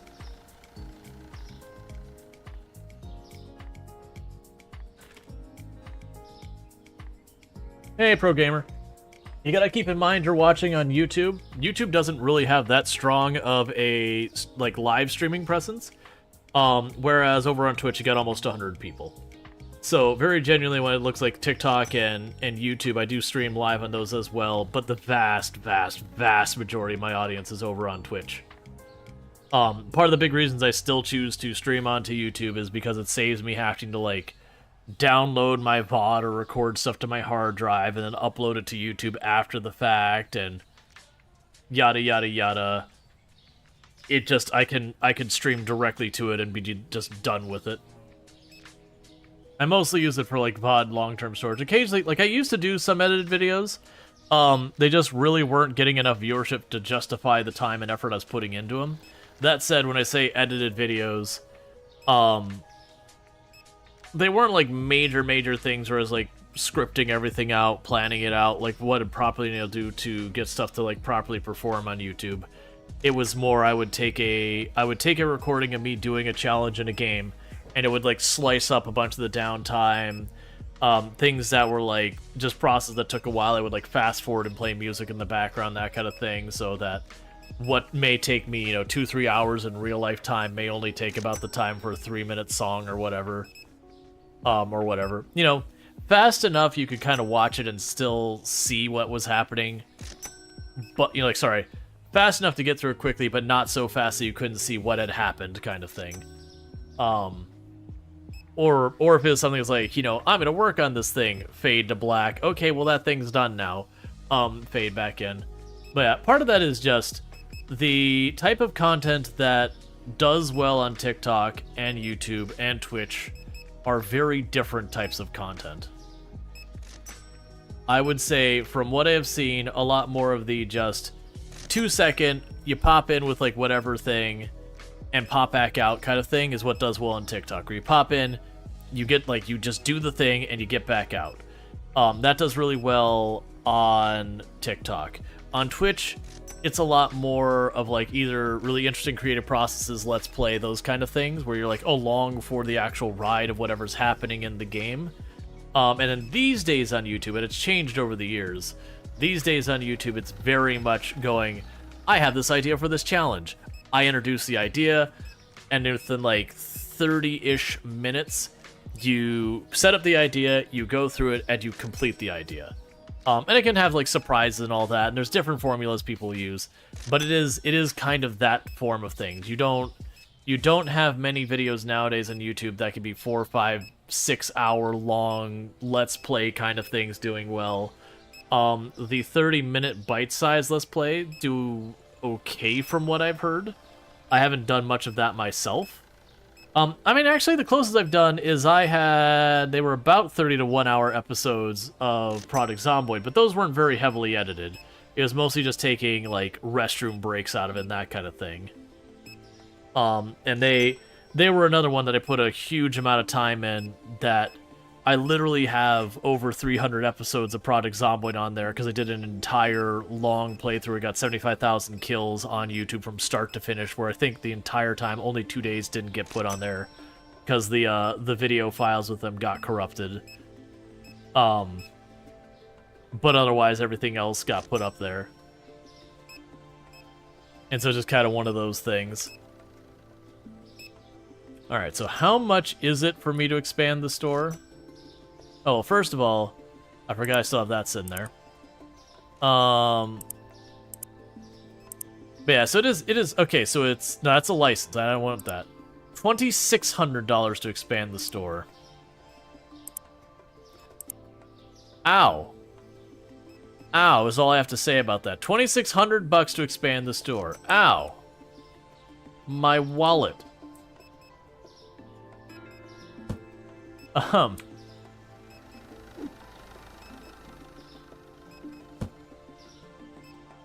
I mean, it might be I just have to rearrange my shelves and just accept my store is going to start getting really cramped from how I'm going to have to, like, narrow the aisles and all that.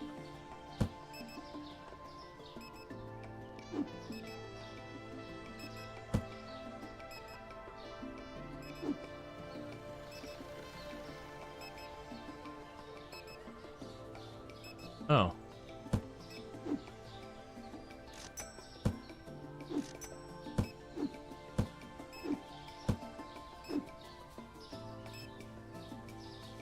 Freezer frozen items, considering that your stock has no freezer. Oh, it's easy. So I have my raw chicken. It's right here on the cardboard box in the not freezer. We got our butter right next to it. Our frozen fries are there. Our frozen pizzas are here. It's fine. What could possibly go wrong with that? The idea with the game is it just doesn't, like, your warehouse is just like a catch-all warehouse. There is no like freezer storage warehouse or anything like that.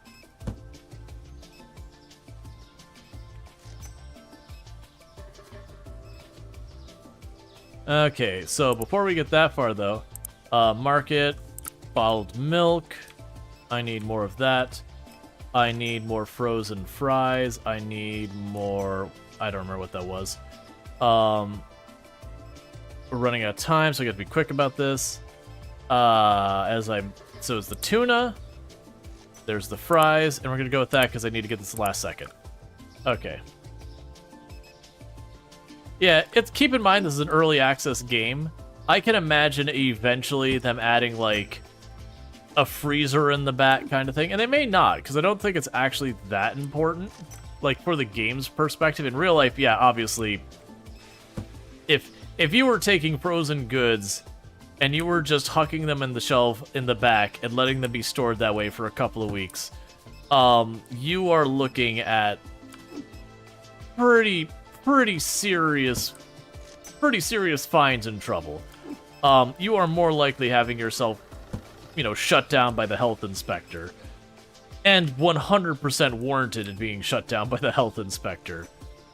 Because, hear me out, if you just chuck a frozen chicken on the floor and you leave it there for a little while, you are poisoning someone. That's what you're doing. Oh, I have 2 shelves of this? No, I didn't mean to do that, but that, I actually don't mind that much. Let's see, is there anything else we're really low on? Okay, so the potatoes and the mozzarella we could use more of. So the potatoes, and where's the mozzarella? Mozzarella.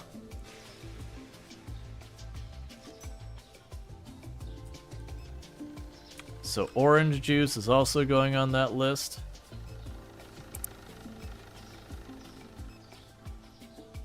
And then coffee. It's almost like a lot of people buy coffee. The store feels a lot like where you work. We sell ice cream and frozen pizza, and it's all we sell that must be kept in frozen. Yeah, like right now all we have that keeps frozen is frozen pizza, fries, and chicken.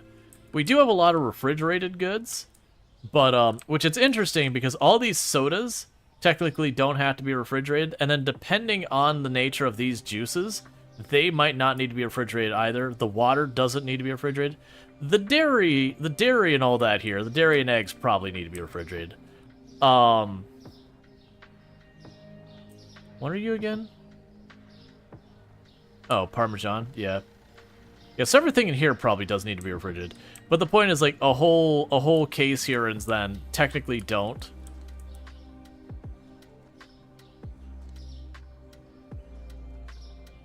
Yeah, keeping frozen items frozen is really bad healthy safe violation. Oh yeah, no, that's like, it's not even that you have to have them in the freezer. They'll actually have like a temperature gauge on the freezer. If the health inspector comes by and your temperature gauge is over a certain amount, that's saying, hey, this freezer is not staying below the required temperature. You know, it's very really a concern that they could go and say, hey, you're closed until this is fixed. Or you're not allowed to sell any of these goods. You need to throw them all away. Because it's genuinely dangerous. It's not the, well, maybe things are. I was like, no. You're straight up poisoning people at this point. All right, so let's grab 2 of these off the shelf to consolidate boxes.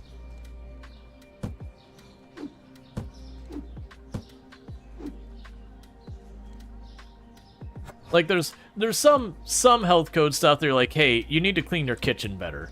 And they'll give you a slap on the wrist and move on. And then there's other stuff that are like, oh, hell no, you're going to actually kill someone. Absolutely not.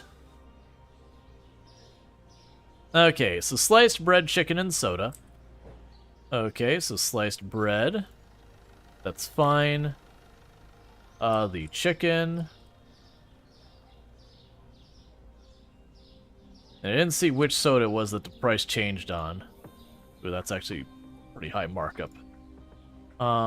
That's fine. Yeah, it's probably that. It's probably the red soda. The really sad part about that is that they are required to have such powers to force. They are required to have such powers to force compliance. Yeah, well, it's a lot of people just don't take stuff seriously, and it's fine when you're dealing with your own stuff. You're like, hey, I don't think this will be a big deal. You'll be wrong, but at least you're only putting it on yourself.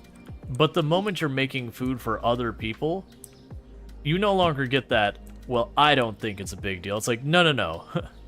No, because guess what? A whole lot of people who come to your business are going to think it's a big deal and not know you're doing these things. And they're going to get really sick. And considering how often, even with people trying to stay on the up and up, we do run into situations with, like, E. coli contamination of produce and, you know, salmonella contamination and all these kind of things. And that's with, you know, with places trying to be on the up and up. And then you got places just shirking stuff, and you're like, hey, man, nah. No. Please tell me you got room for this one bottle.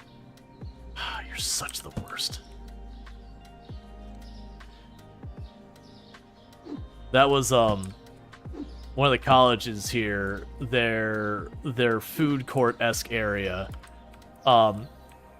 People used to point out, I was like, look at all the health, you know, violations, but they never got shut down. It's like, well, yeah, because all these health violations were relatively minor stuff that, honestly, if you've got a busy enough kitchen, it's really hard not to be in violation of. Not that it makes it okay, but it's like, it's an understood thing where it's like, all right, yeah, they didn't keep up with what they needed to, but like there's a certain amount of understanding versus, you know, not preparing food right, not storing food at a reasonable temperature, and those kind of things. You're like, no, there's no excuse for that. That's not even like that hard to accomplish. And you feel bad.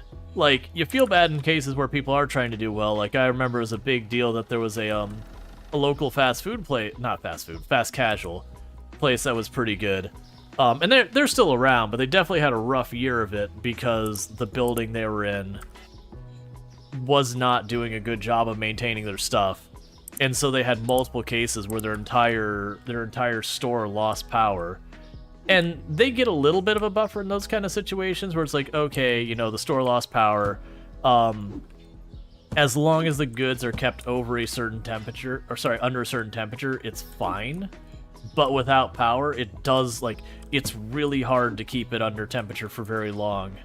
And so they had more than one case where they basically had to take their entire inventory of refrigerated and frozen stuff and just huck it. Because, you know, the building lost power for the better part of a day, and it's just like, well, the reality is those goods just aren't safe anymore. They've been stored at such a point that, you know, it's potentially dangerous. In reality, is it fine? Probably. But it's one of those things you just don't want to risk. Food poisoning, if you've ever been through proper food poisoning, is not a thing you want to mess with. Like, there's the, I got a little tummy ache kind of food poisoning, you know, no big deal. And then there's the, my body has metabolized the stuff that's basically poison for it. You get to ride out the next couple of days to weeks feeling like your physical muscles want to rip themselves apart because you've got serious food poisoning going on. And all you can do is wait for your metabolism to work through it. Like, it's too late for a stomach pump or anything like that. You just gotta sit there and be a miserable excuse for a human being for the next week and a half and just, you know, really regret existence in its entirety. Food poisoning is a real bad time. I've only done proper food poisoning once, and I would not wish it on the people I like the least in this world. It is just awful. Like, proper food poisoning. Alright, so we need the butter.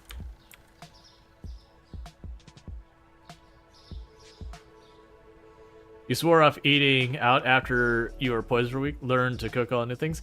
So, mine wasn't anything that bad. Like, so far as, like, eating out. Like, I haven't... Man, I'm trying to remember what led to the food poisoning. I'm pretty sure I had eaten out somewhere. It's been a long time.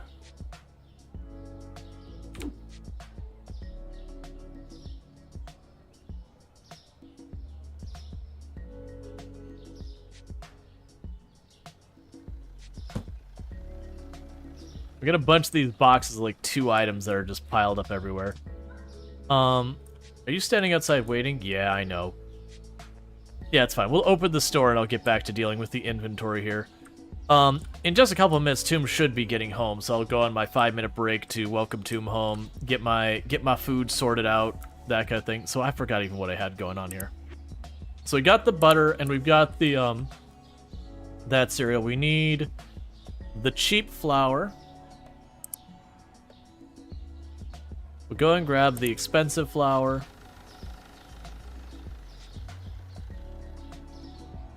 We can grab the rice.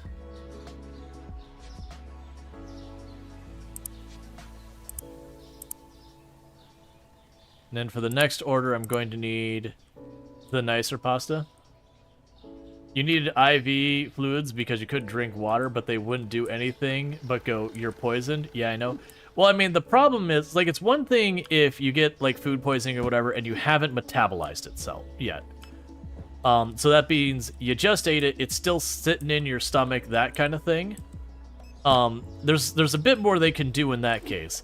Once it's metabolized, there's basically F all they can do.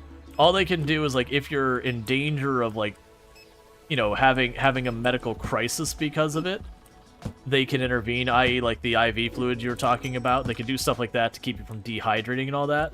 But pretty much all they can do is, like, here's some anti-nausea medicine. You know, hold on tight, buckaroo, you're in for a wild ride. Because at that point, like, that contamination, your body has, like, literally put it into its muscles and into its tissues and all that, and there's not really a good way to extract it. You just kind of have to wait for your body to go through its natural processes. And you just sit there for, like I said, usually it's like a week and a half, give or take. It depends a lot on, like, your own metabolism. Like, you know, if you're someone who works out all the time and you have a very active metabolism, the good news is you'll get through it faster.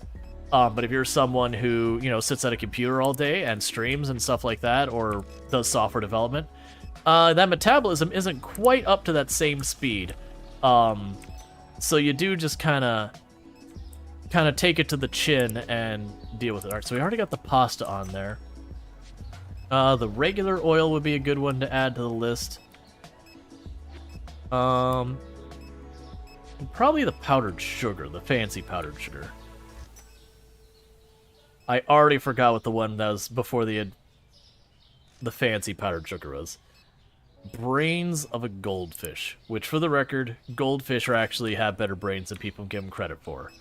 Okay, so we do need chicken, which wasn't the one I went and put on there. Oh, it was the regular oil. That's right, it was the regular oil.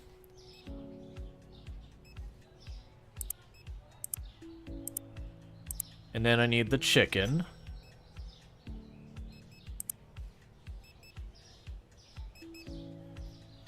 And I could probably do with the potatoes as well.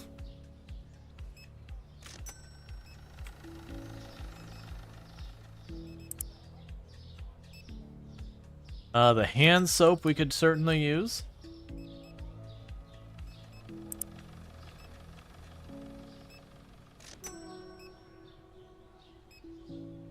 The dish tablets we can use. And the peanut butter we can use.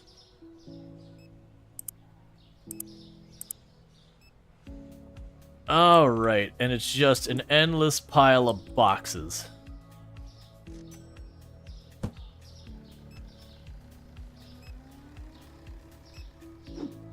It sounds like the week you're dealing with the aftermath of appendix removal. But I decided my tummy should be empty of everything. Yup, pretty much.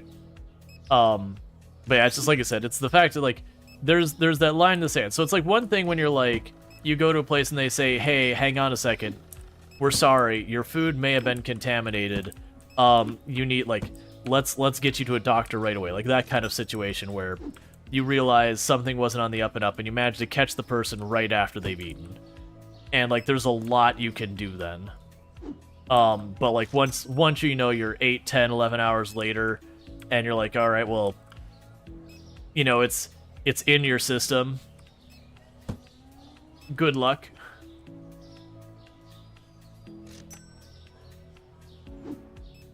You're only sorry if there's a lead to the framework for them to suffer consequences.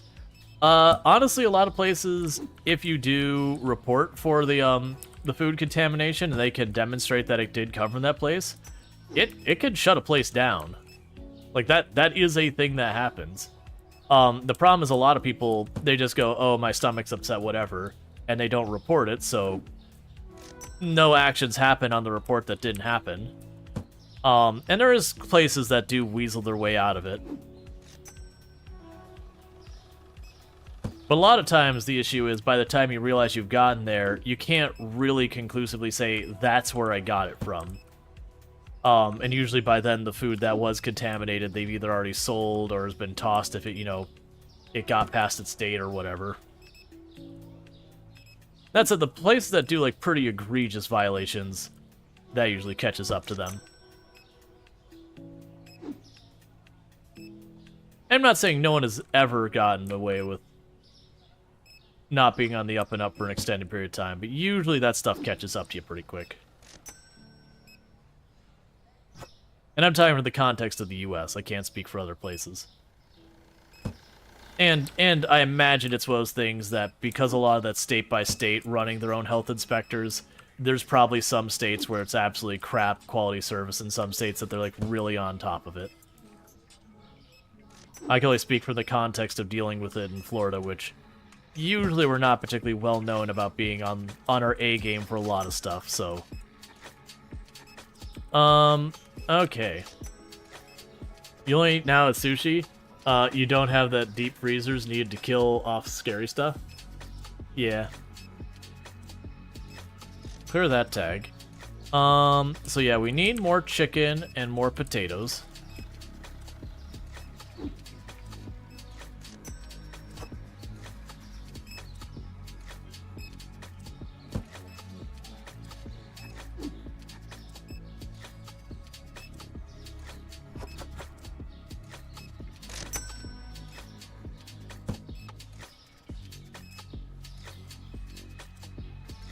Alright. So we're already after hours, so it's not going to matter much for today. So we need those. We use more of those. We apparently are low on Zap Cola.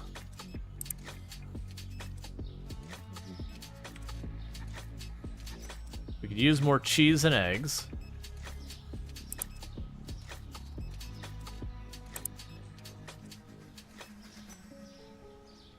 Alright, we can't order that now because it is end of day and we can't order till the next in-game day. So as soon as they're done doing their thing, we'll get that.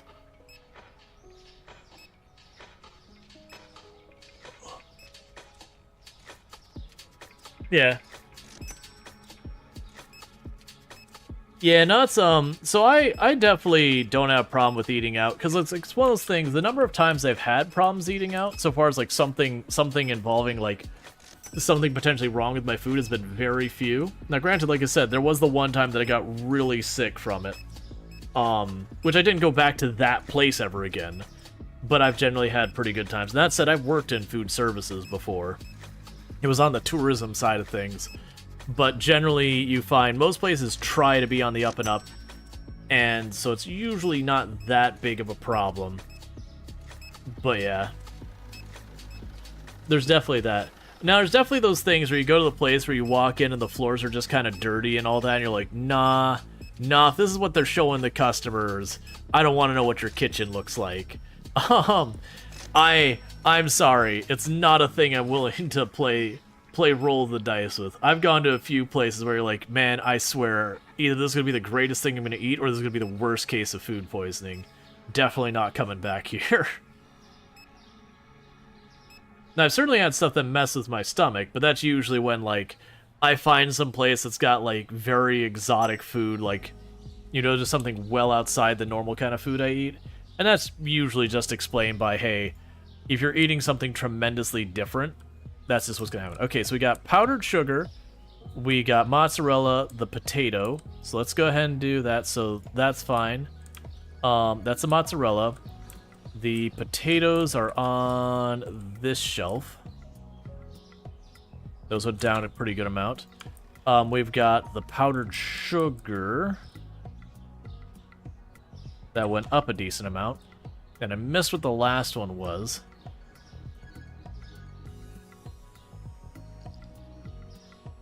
So there's the powdered sugar that's price went up. Okay. And the red snack cakes.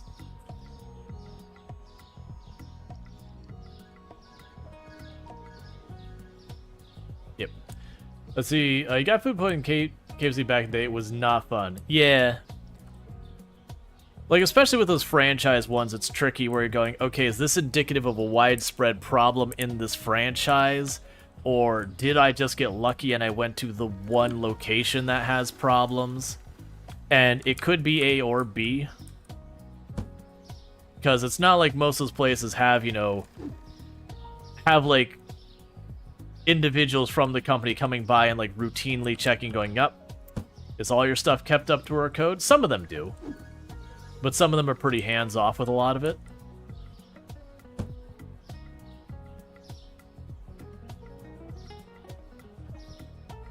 As your local news puts out health violation food places, so that's neat. There isn't a universal place for the food safety related stuff at all locations. That's, oh man, I'm trying to remember. There was, my brain is wanting to say that it was either California or, like, a certain part of California, that they were required to post their health health code review rating, whatever, on their front window of their store, the most current one. And I thought that was wonderful. Like, I know a bunch of people in the industry are like, no, but if I have like a hard week, it's gonna be like, and you know, I don't do well in an inspection, like that could hurt my business. I'm like, yeah. I don't see that I don't see what the bad part is here. Like, I want to know as a consumer when I go in here, I'm not begging for food poisoning.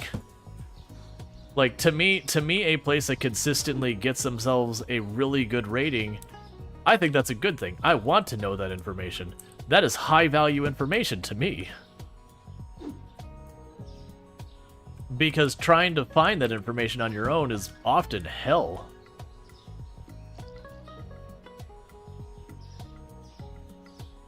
Okay, so we need both flour, we need cheese, and we need bottled milk.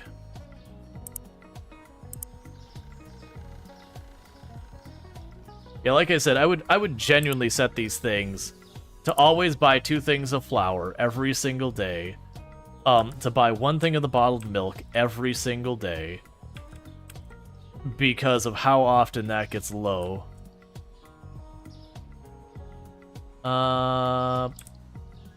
Pasta down there is fine. Those are fine. The diet soda is a little low, but I'm going to go ahead and ignore it for the moment. Honestly, we're actually doing pretty good on our inventory for the most part otherwise. We're low on the small carton of... Okay, so the small carton of eggs and the fancy honey we're low on. So the 4-pack eggs and the honey. You know, under business, please keep your place not filthy. Yeah, no, exactly. That's the thing. If it's an impossible mark to hit, then, you know, no one will hit it, and it means the mark means nothing. It becomes a moot point. If you look at your local businesses and all of them have a D rating by the health inspector, you're just gonna go, okay, well, that's just, like, if I want to eat out, that's just what I'm gonna have to do. And that's fine. Now, if that's not what's happening, and you're the one getting a D rating, and all your competition is getting Bs and As and Cs or whatever, then understandably and justifiably, you stand out as being the one who is not doing so good. And that tells you, hey, this is something you need to work on. It's gonna hurt your business. Let's see, the food service industry is brutal. If you don't want to put in the work, for sure, everything at least safe to eat, go find somewhere else to work. Yeah, exactly. And it's become a thing that, very genuinely, one of the most common family businesses is to open a restaurant because people are passionate about food. Everyone needs food, and there's all that. But usually in a lot of places you have a very large abundance of restaurants. You are competing with literally everywhere else that serves food. So it can be a brutally competitive area. And it can be a thing that, like, a lot of people just not having business knowledge or understanding, or, you know, I'm going to open up a Mexican restaurant in an area where there's 10 other Mexican restaurants. Why am I struggling to make ends meet? Oh, right. I'm in a ruthlessly competitive market. That keeps happening. And, like, it's brutal. Like, if someone's like, hey, I want to start a business, they're like, okay, like, what are you looking at? And they're like, a restaurant. No, don't do it. That's my answer. No, don't do it. Maybe it'll work out for you, but the odds are, like, even more against you than ever. You're probably literally better off doing literally lighting a pile of money on fire will probably give you better returns than opening your own restaurant, statistically speaking. I mean, obviously, if that's your passion, you gotta pursue your passion and yada, yada, yada. But generally speaking, no, don't do it. Your odds of making it are really, really bad. Go into streaming. The odds are also horrifically bad, but it costs less. So you cannot achieve that goal, but still have a lot more money to show for it by not bankrupting yourself by taking loans for hundreds of thousands of dollars to set up a restaurant. You know, you can go and buy a cheap webcam and microphone, and that's like what you're out. Hey, Bentley, how's it going? Ah, it's already full.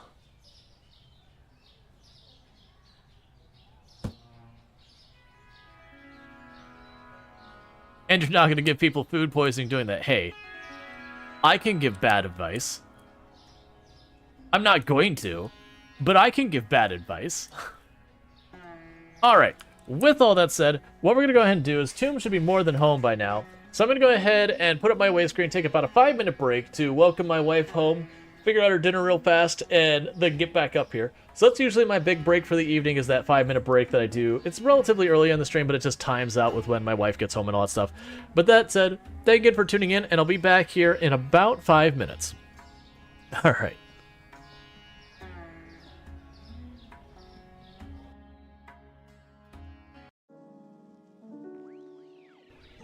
Need to sit for a moment and rest.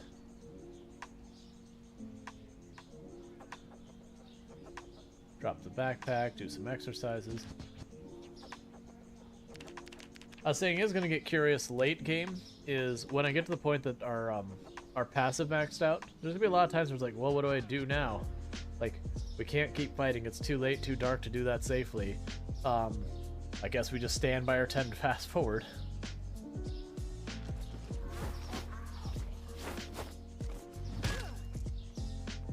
What? Where am I? What's happening? I'm confused and disoriented now.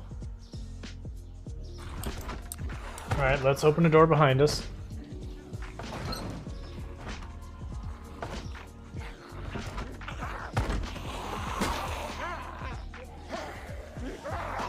That's not the way I wanted to run!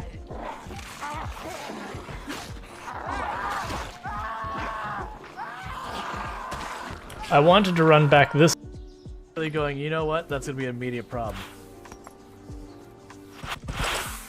I can't move. I am physically one with the emeralds. The emeralds are me. I am the emerald. Help.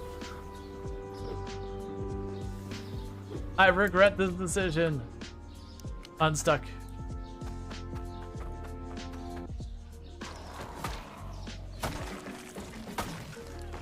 Eat a potato, eat a potato. Too late. And it is done. Jeremiah Wiener has finally passed at 1 year, 4 months, 12 hours, 135,120 zombies killed. At the end, we had managed to reach 8 fitness, 9 strength. Alright. So, the next time we got everyone patched up, we're going to be pushing in from this angle and just trying to carve in as far as possible with all of these in here. I make no illusion that we're not... No! No! Not right now. No. No. No. I need doctors right now. I need cooks.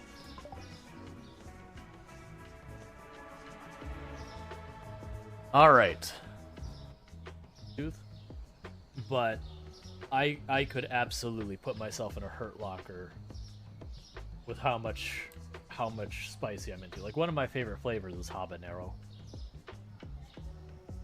Like, I think I have genuinely somewhere in the area of like 12 or 14 bottles of different types of habanero hot sauce in the house. I don't have a problem, you have a problem. I can quit anytime I...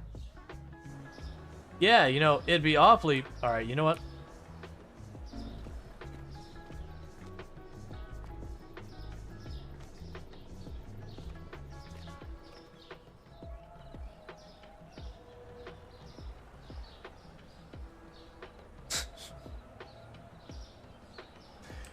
It's fine with me.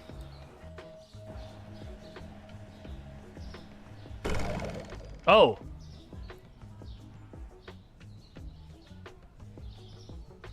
I was not expecting that.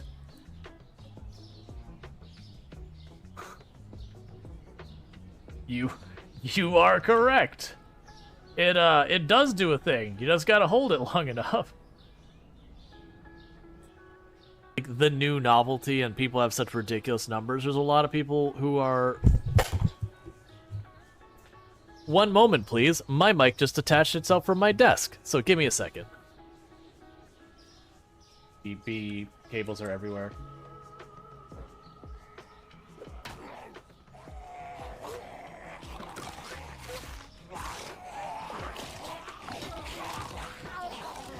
I am so sorry. I have to leave. I'm sorry.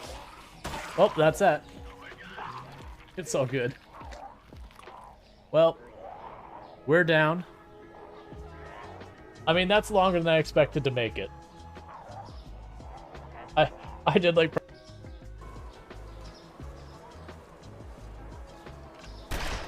Oh. And here I was making the comment to myself earlier. It's like, you don't fire the gun when you left click it without. Unless you aim it. I would be wrong. That startled me. Just kind of the mental image of this person. They're in the zombie apocalypse. They're walking around with a machete. They got this giant backpack they're holding on their side. And just every couple minutes they're just reaching in there, grabbing like a fish fillet just right out of there, just shoving in their mouth, going right back to fighting. Just, it's a weird view in my mind.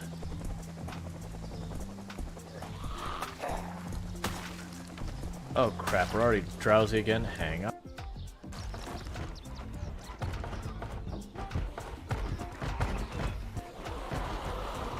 Okay, that's another zombie bomb. Plus, we did find a grappling arm down there, and the prawn suit, and the drill arm. So my hope is I'll be able to snag a, Hi! Nightmares.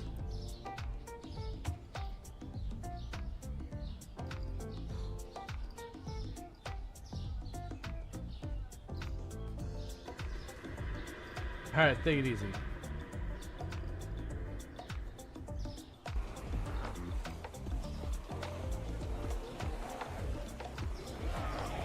That's bad, that's bad, that's bad, that's bad, that's really bad, that's really bad.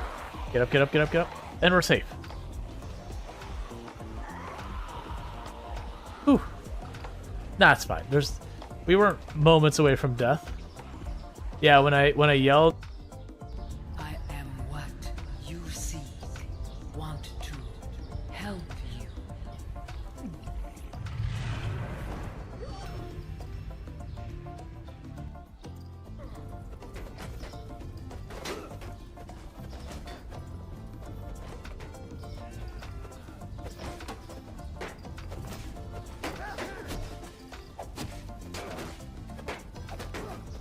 I need you to move.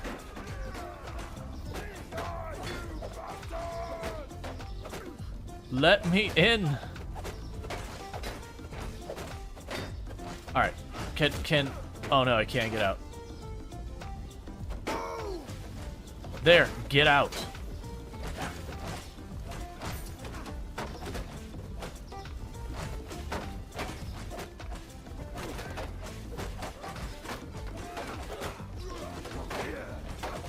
Yeah, that's what I've done. Is I've told them to get out of the way, and they're just all.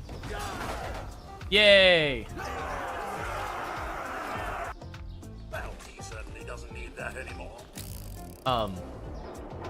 She-Man.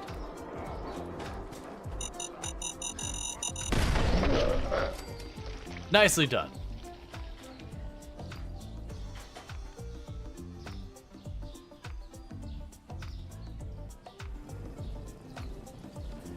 I have been claimed by the landmines in many a place.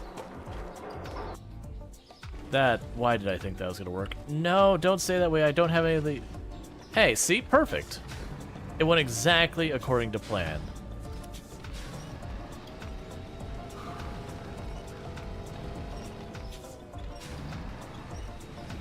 Obviously, it did not go at all according to plan.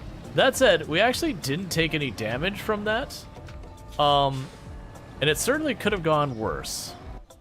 And in a game where a single hit can be the end of it, 95% is still not good enough.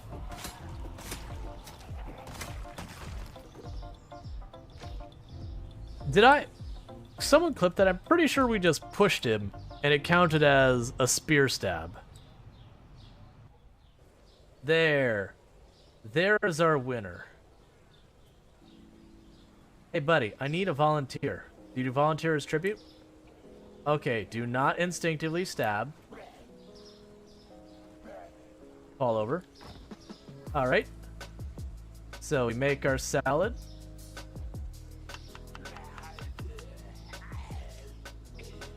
Welcome, buddy. And we have 121,000. Or sorry, 135, 121. So we have beaten our record. That I perhaps have underestimated you. That's on me. That was disrespectful. I should have given you more credit. Credit where it's due. You are definitely still a menace and you're still threatening. But not you. She's a jerk.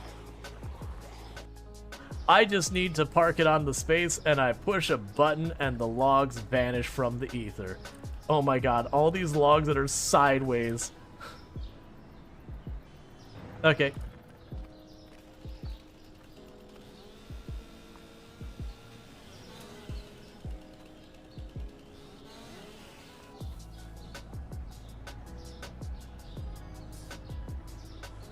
There, fixed. Well, here comes the train. I don't think enough time to move, so back it up, back it up, back it up, back it up, back it up, back it up, back it up. It's fine. It's fine. All right. So sorry about that. I know that one took a little long. I've got to Tomb's gonna be printing something out for me for a doctor's appointment tomorrow.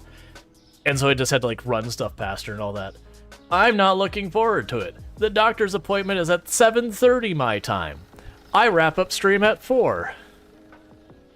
To be fair, I scheduled at that time because all of their times were like, okay, I could go to bed and then immediately have to wake up to go to the doctor's. And I was like, you know what? I'm just going to go and then go to bed after the appointment. So, I'm not looking forward to it. But at the same time, it's like, yeah, it needs to happen. All right, we're already open, right? No. That was right. It's right about to open. And I was like, let me take the break real fast before we get into chaos, because then I'd get into it. Right, and we were saving up money for our next upgrades. I need to pay my bills. So our next upgrade was to grow our stores $2,600 or $1,800 to the warehouse. I do feel like for me personally, I'm more currently worried about growing my store. Because if we grow out our store a little bit more, I can rearrange these to make a bit more sense. Because I don't want to do the... I mean, actually, I can make more room. I can move these all forward. So I have like a very narrow hallway here to the fridges and all that. And then I could make like the freezers an island. I mean, I guess we can do that. I also have no idea contextually like how much space these people need to walk through here.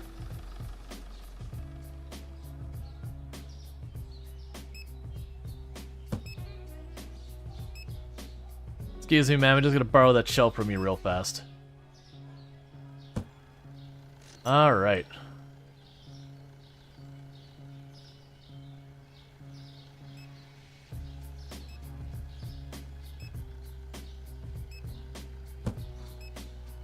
Okay, so let's go buy ourselves a second freezer. Keep this ball rolling.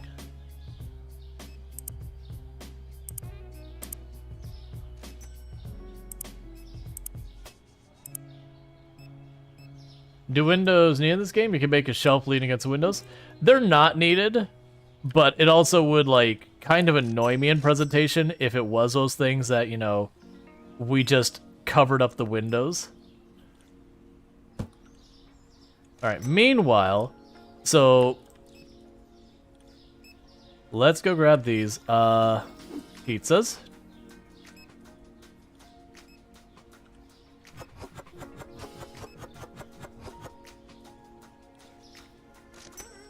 Okay, we got that sorted. Sir, please don't stand outside with the potatoes.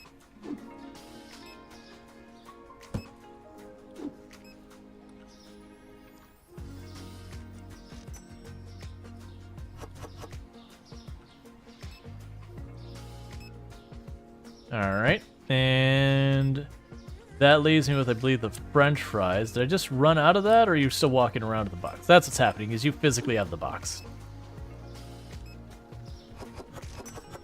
Okay, so we got ourselves some more shelf space with that, so that's good news. You're mildly disappointed that you don't turn your store into an elaborate maze for your customers? I joked about that earlier, about literally doing that specific thing. Alright, so I need to get the potatoes. Let's see if we can't empty out some of this stuff. Of course. So we clear that, that'll make room for the potatoes. And you are the tablets. There we go.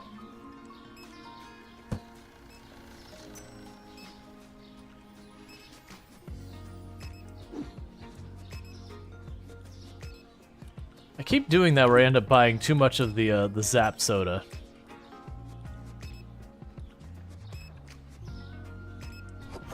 All right.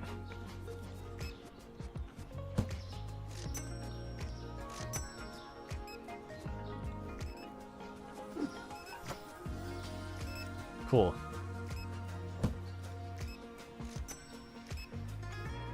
The game did that very specific thing, and it was glorious and very much cursed. Yeah, well, there's a lot of stuff you can do to make it all work.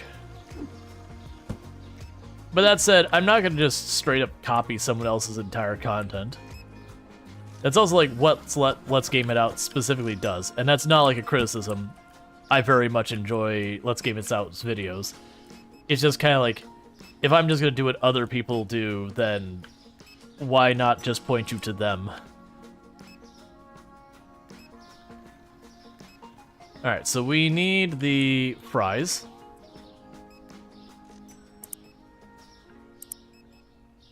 So we can go to the fries. Put that shelf up there. We need the bottled milk, as always.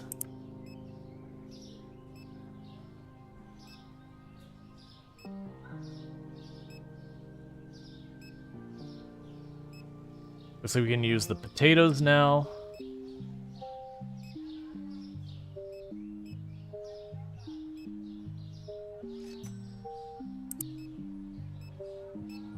Well, yeah, you'd kill your OCD and then you'd die to death. I do hate till, you know, like when I die to death. That's certainly not my favorite activity. We can get some more mozzarella, which is here. And we can use more of the red snack cakes. Is there any way I can get better filters on this? I would love for that display to have any type of quantity stuff on it. I know I've complained about that a bunch, but it's just kind of an annoying thing to have to do it this way. And part of the only reason why it gets to me so much more is just because I know in real life, like even some of like the smallest mom and pop shops, the point of sale system tracks your inventory. And I don't feel like that would break the game as in make it like too easy or anything like that. Because it wouldn't like let you know, is it on the shelf or where it's at or anything like that. You could have a box sitting in the corner and all that, but you could at least go real quick and be like, okay, I need like 4 boxes of this, cool. And then deal with like all the inventory stuff after that.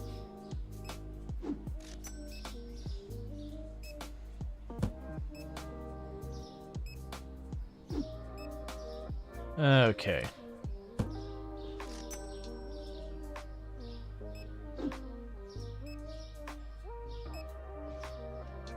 You have been advised, to the pain is more disconcerting. I can see that. It's just the classic, what was it, Aladdin? Where he's like, kill him till he dies from it. You're like, fair enough.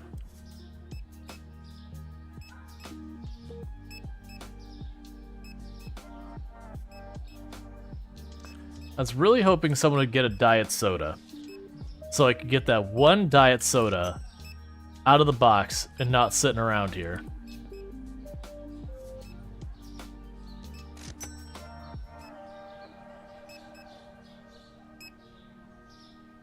You know, you and your partner prefer Princess Bride?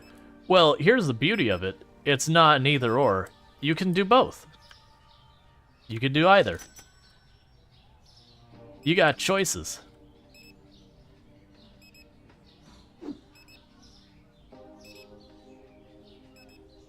Well, never mind.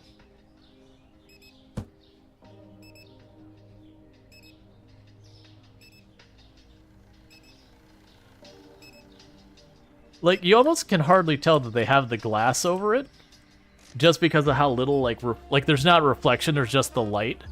So I look at this, I'm like, man, it's just an open freezer. That's so inefficient. Like, oh no, I guess there is glass on it. It's just really hard to see. Because apparently we're a vampire and have no shadow.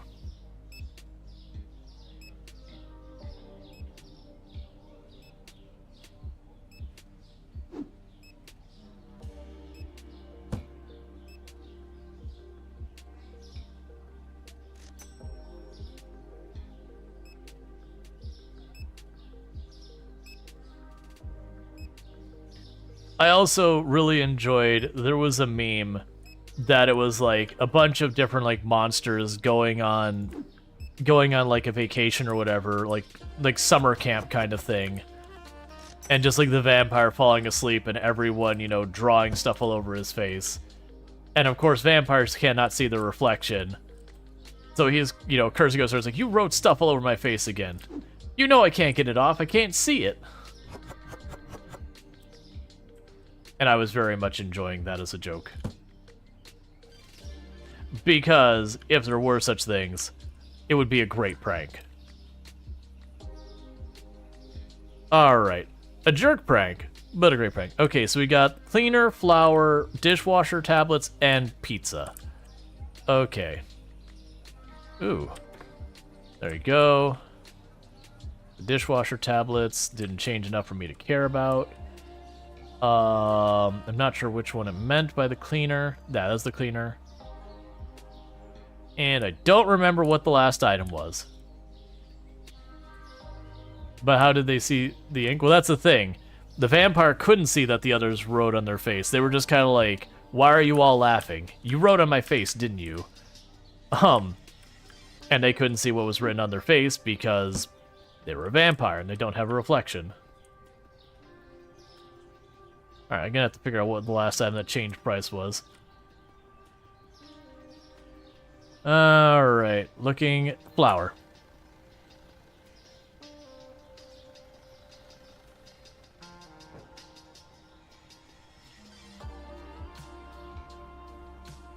Okay, so let's go look at our bills and deal with all that first.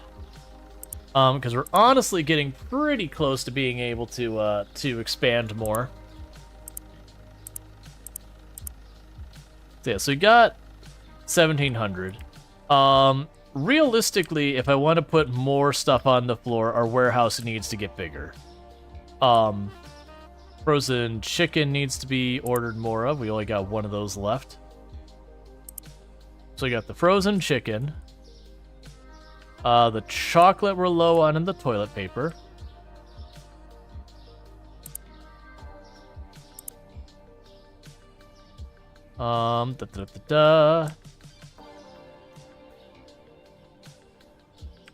Peanut butter and coffee we're pretty low on.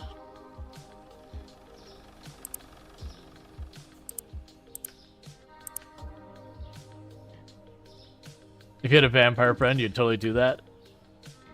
And how shortly you'd have a vampire friend.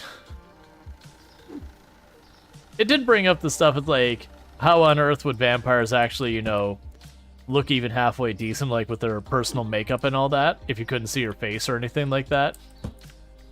Like, how would you know, like, with the whole not seeing your reflection, you know, you wouldn't be able to, like, look in the mirror and be like, did I do a good job of cleaning up my teeth? Who knows? You can't see a reflection.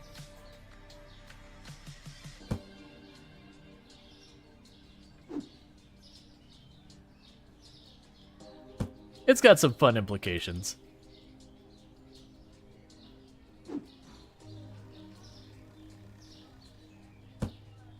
Okay.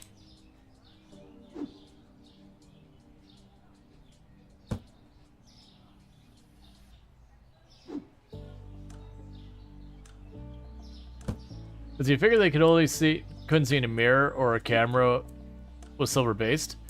Oh no, it was always presented that they don't have a reflection. Like mirrors are the usual thing they use in like movies and that as like the giveaway. But the implication was that they don't have a reflection, just period. That's just they lack reflection. There we go. That one is slightly askant to the others. Alright. Well, it looks like we're good here. We're gonna open up. There's a couple items that aren't quite maxed out, but we're close enough that it's fine. Where did my other stocking person go? No, seriously, where'd you go, buddy?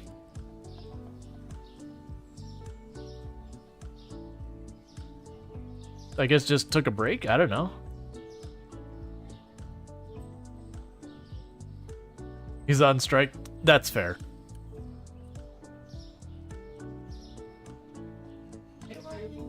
I'll do my best. I love you. Okay. Change planes of reality. Yeah, that happens. It's always tough when you're a time wizard stuck in a minimum wage job.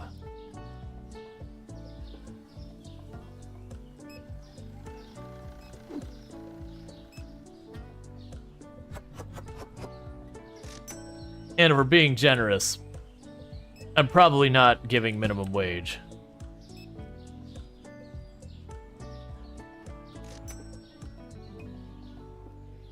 Like, very, very genuinely, we are probably not paying them the appropriate amount based on, like, the numbers from the simulation, all that. I think it says, like, it's $80 a day, and we're working them from, like, what is it, 8 in the morning till 9 p.m., so we're talking a 13-hour shift. They're definitely not being paid minimum wage.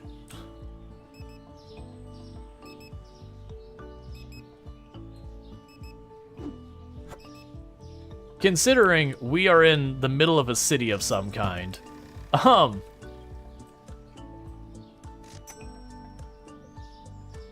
You be off playing on your phone then? The compensation match, sorry, effort matches the compensation? Yep. Yep, I could totally understand that. You get what you paid for. If you don't pay anything, you don't get anything.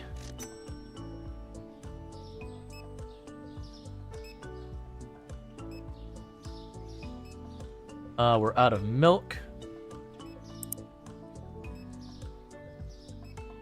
We can use more rice. Use more cereal. Probably use more eggs.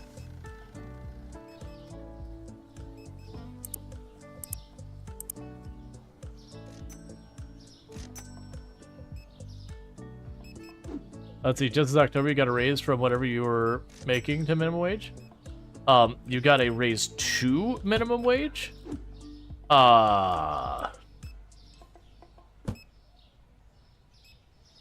Do you mean from? Because if not, there's some owed back pay for you. You know, barring it's one of these things that they have, like, some agreement, you know, like AmeriCorps, where they have some, like, that kind of agreement with the food stamps and that kind of stuff, where, like, very, very genuinely, that's kind of stuff that bothers me, is, like, AmeriCorps does all these really important things, and they literally don't make enough to qualify as minimum wage.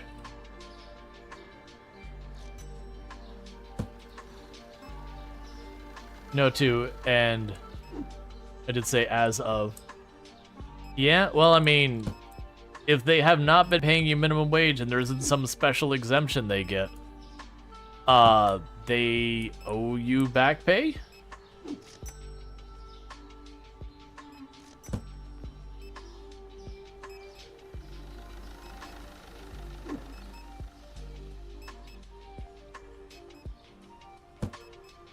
This saw your new pay rate and being in the top of quarter... In the top quartiles for your pay bands hurts? I'm sorry, I'm not understanding what you're saying. Your new pay rate and being in the top of the quarter. So you're saying you're on the top of your like pay range with your employer or something like that? Is that what you're trying to imply? And that hurts? I mean, I guess it can hurt in the lack of growth opportunity. I'm probably just misunderstanding what you're saying.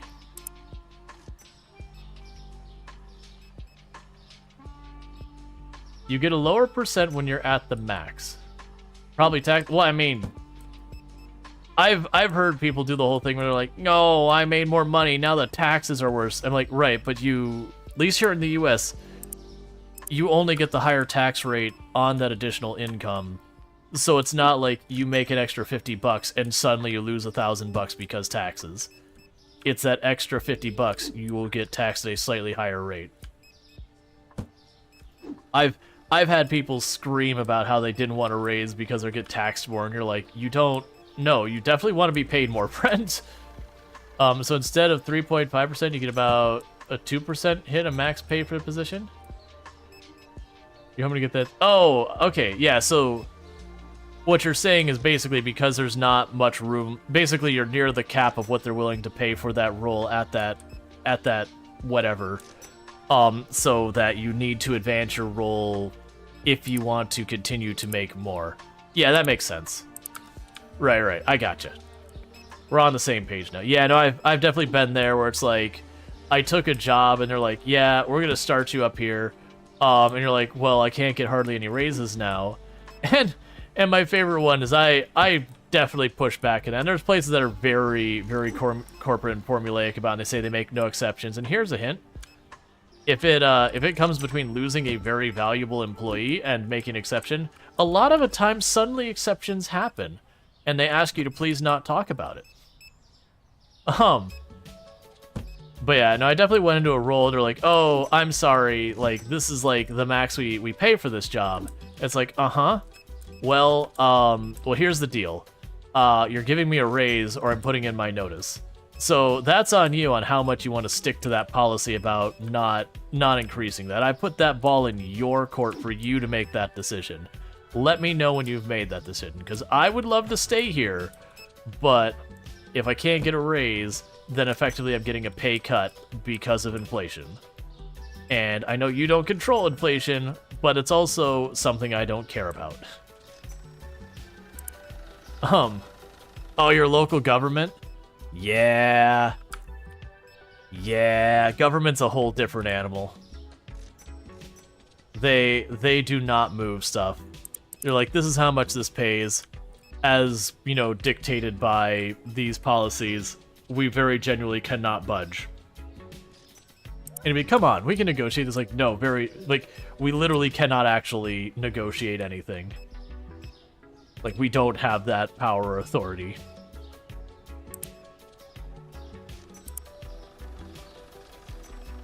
Zero flexibility.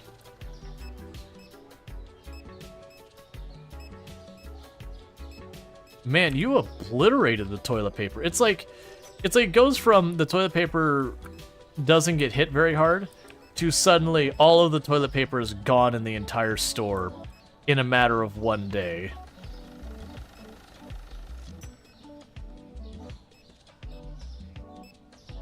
Because you got 1, 2, 3, 4, 5, 6, 7 shelves. I'm sorry, 8 shelves that we put toilet paper on.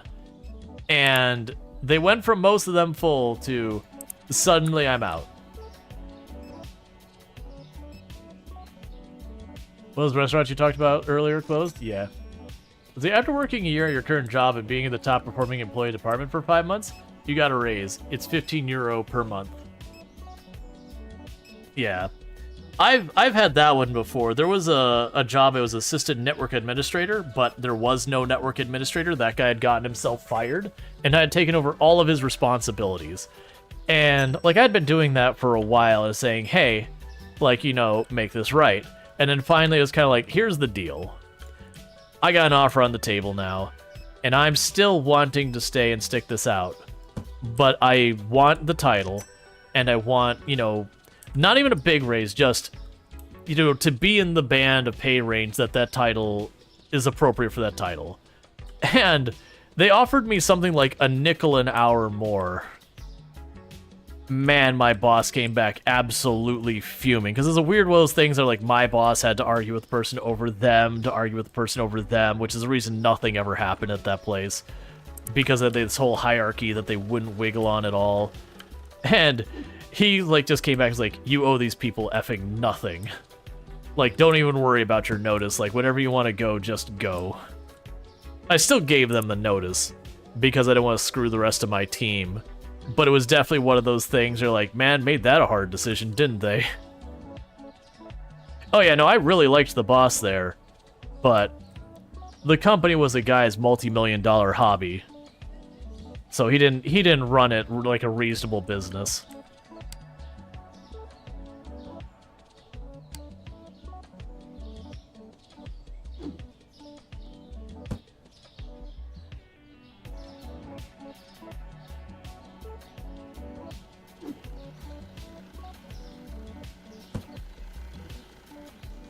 I've honestly mostly had good bosses over my time, like, working different jobs. I have one boss that was the standout, like, this is just, like, hands down, this is a bad boss. Like, he tried to do what he felt was right, but he was someone who was willing to do whatever to benefit himself. And it often was at the cost of his team, kind of thing. And very quickly he wasn't making any friends. We'll leave it at that.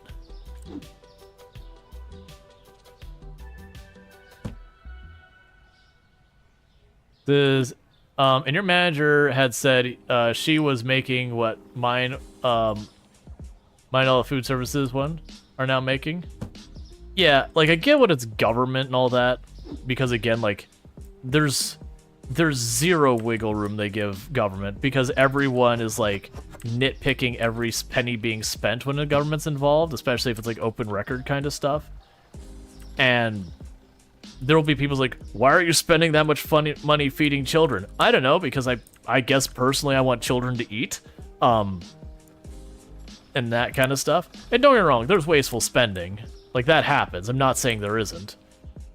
But it's when people try and go, like, line item by line item. Man, even when I was dealing with, like, HOA crap, you'd have people, like, go line item by line item. It's like, I can get a lawn service for cheaper than that. Yeah, and they won't do their job half decent. You know, and we have, like, a legal obligation to actually make sure stuff gets done. You know, the person you're recommending that will supposedly do it cheaper has no history to them, has bad reviews for whatever's going on, and nobody's heard of. Like, yeah, I'm not hiring them. I will say, like, every time I've cheaped out and stuff, I've gotten pretty crap results, so I just don't. It's not worth it. I end up having to hire someone else to do the same job a second time to fix it.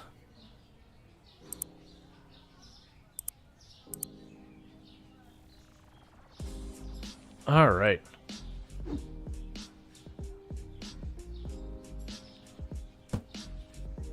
Personally, food service is the only part of the school system that makes any money? Well, okay. That actually gets to a pretty involved answer. Because generally speaking, when it comes to spending and education on your society, you make more than $1. Like, you make, for every dollar you spend, you typically make at least $2 or better. Now, you don't make it directly. It's not like you go and you put a student into the school and suddenly they individually produce an extra dollar out of the school system, like they pay a fee to go to school and, like, money comes back. It's one of those things that comes up later. But it ends up being a thing that it ultimately does way more than pay for itself in the long run. The issue is, it's very hard to very directly say this dollar came specifically from education. But if we look at spending history and all that kind of stuff, there is definitely a strong correlation.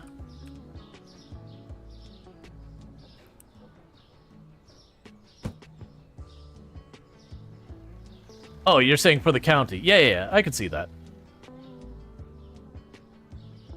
It's just, sometimes that people's like, no, we spend all this money and we get nothing in return. It's like, no, that's not true. So I need the spray cleaner. It's just, it's often hard to, and this is a thing that happens in all forms of business. There's often certain money makers that it's really hard to tie the action that made the money to the resulting money. Like, when you do marketing, for example, if you do marketing where you're not measuring every step of the way, it does become a thing that you go and say, okay, but did I really, like, did that marketing really pay for itself? And it's like, well, yeah, it really did. And they're like, right, but where can I see that measurement? It's like, well, you started a marketing campaign and your sales ballooned. I don't know what you want me to tell you.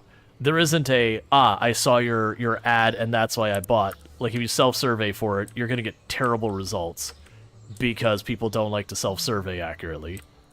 It's just kind of one of those things. Now, so there's some of those things that are just super hard to quantify in general. I'll get more toilet paper. But that doesn't mean they don't help.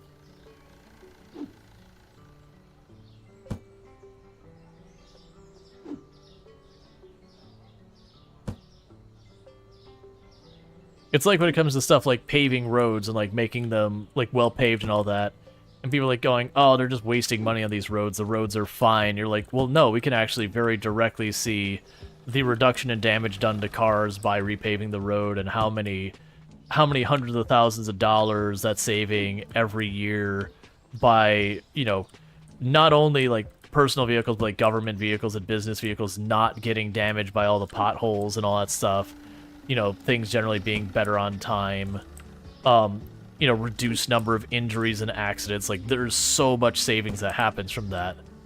But, you know, it's loss you've prevented, not money you've made. You've prevented losing more money, not really directly cash in pocket money. I'm really hoping there's room on the floor for the bleach. There is not. That's fine. Okay, so we got 2,081 bucks. And the immediate thoughts here is I could just upgrade the warehouse right now, just go, bam, bigger warehouse. I don't think necessarily that's that important for me. Yeah, because that's going to require, like, more of an upgrade. That's going to require me to run a lot of transactions. That's fine. But yeah, so, like, just upgrading the warehouse size will let me put more shelves in, and that'll be important before I get another license, because I'm out of space. I think, actually, with the way we're rearranging, we probably just get the warehouse upgrade. Okay. So with that, let's rearrange a little bit.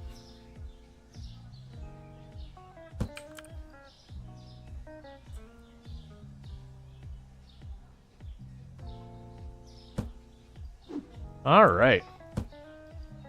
And with that, we're out of money, so we're opening. But yeah, so that'll open up me to get, honestly, what, like, 4 probably shelves? So probably 5 more shelves going on in here.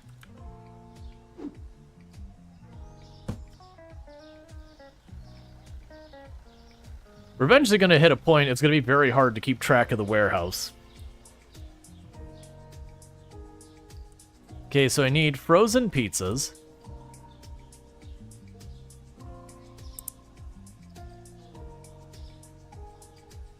Oh, this is, yeah. Frozen pizzas.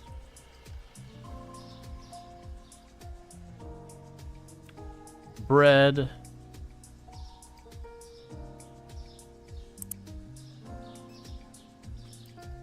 Cheap pasta.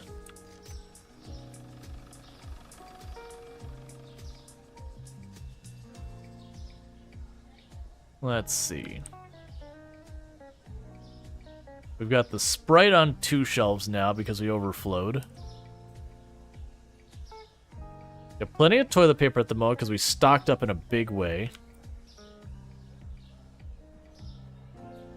We need more of like the marshmallow looking snacks.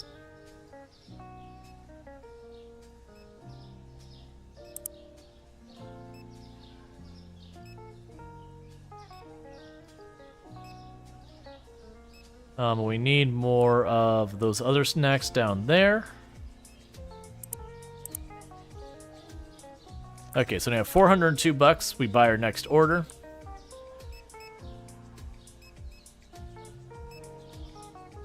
Yeah, so pretty soon what's going to end up needing to happen, so we can fit probably 1 shelf, 2 freezers, a couple of fridges in here, or shelves, like whatever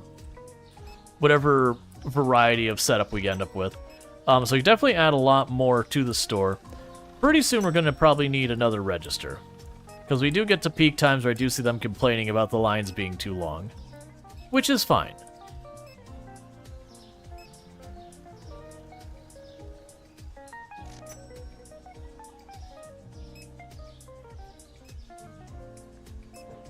Yeah, so let's check what our next upgrades are cost-wise. We'll just wait to transaction.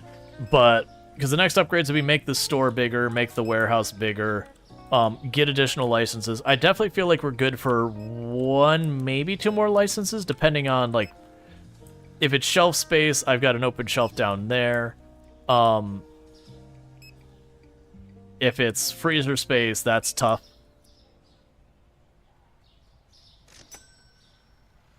Fridge space we could actually use a lot, because they give me a good amount of items and not a lot of space. The shelf space is not as efficient, and the freezer is horrifically inefficient. Alright, so like next transaction or 2 should do it. Alright, so the next upgrades we have. So we're about 2,000, we get our next license so far as goods. Our next store upgrade is $2,600. Our next storage upgrade is $2,200. And hiring-wise, I'm not going to be getting more cashiers unless they stop. Like, I'm going to have to sit at that register and just knock out transactions for a long time before I'm going to be able to get another cashier. That said, that's level 30. That's not... I mean, actually, that's not that far, right? Level 26. And then the stocking person, honestly, with that new warehouse space, I realistically could buy the 5 shelves pretty quickly and, you know, have what we need for that.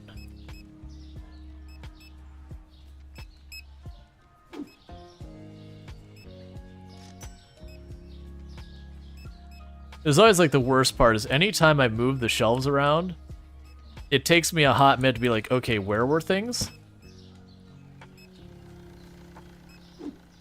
That's part of the reason I appreciate having the stocking people artificial intelligence going, is because they can just home in on where stuff goes. That's why I want the inventory screen to give me numbers on it, is because if it did that, I wouldn't have to, like, root around and be like, where was my shelf that the pizza goes on? I could manage all the inventory there, and then the buy orders would also help with that as well. So it looks like we're straight up out of potatoes.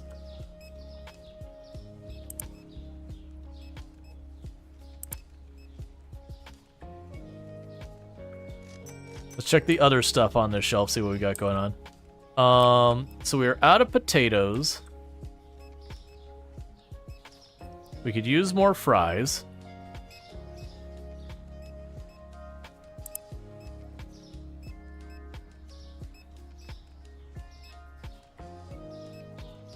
Let's see.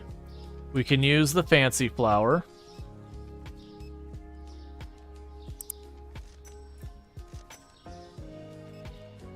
I'm pretty sure we already got the cheap pasta. Let's worry about this.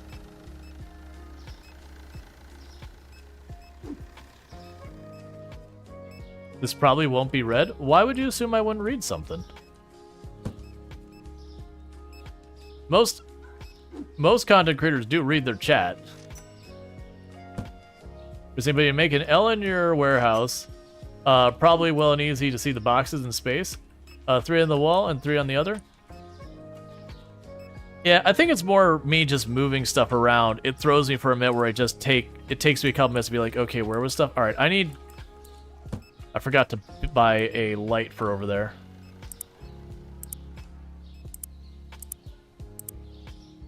I'm gonna need that light or I won't be able to see even what the labels say.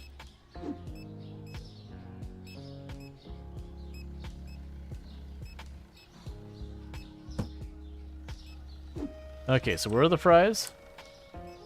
That's the frozen chicken. There you are.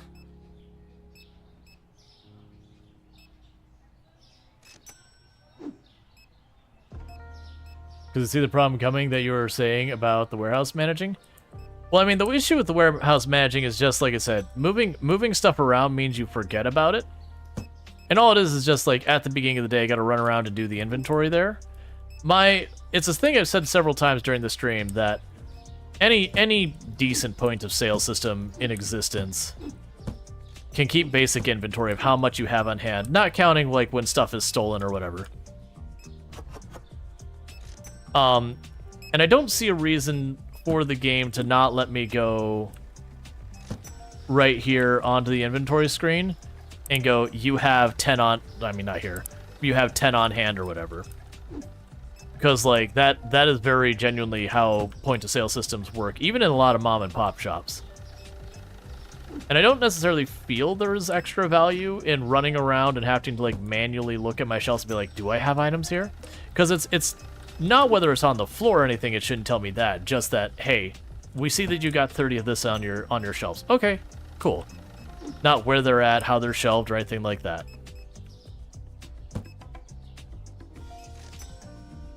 But that's just one of those little things I hope we get something along those lines.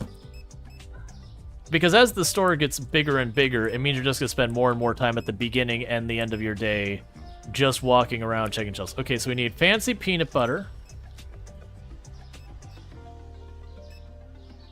Not fancy peanut butter, we need fancy honey. We need more potato. Did you give me more spots for the bleach? Yes, you did. So let's go ahead and put that in the spot where the other bleach is. All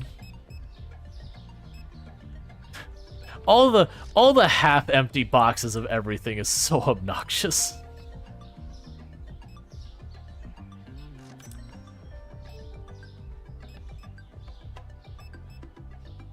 Alright, so let's grab a box of orange juice. Put that back over here. Move that tag. They put bleach down there as well.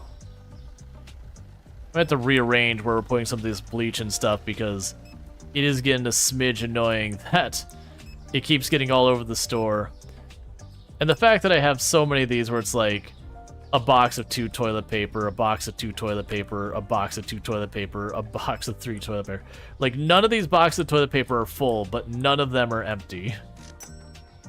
I just want to tell my people, it's like, put the boxes together.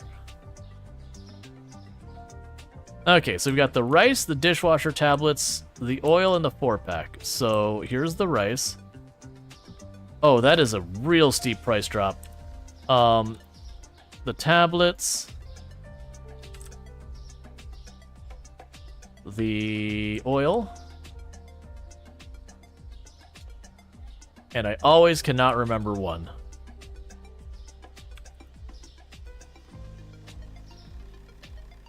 And the eggs, the 4-pack of eggs.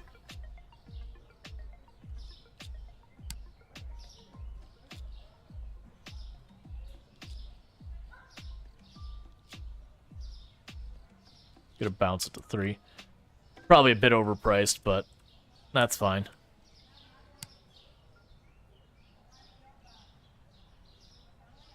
Okay, and let's go ahead and while we're here, we're gonna go to furniture. 1, 2, 3.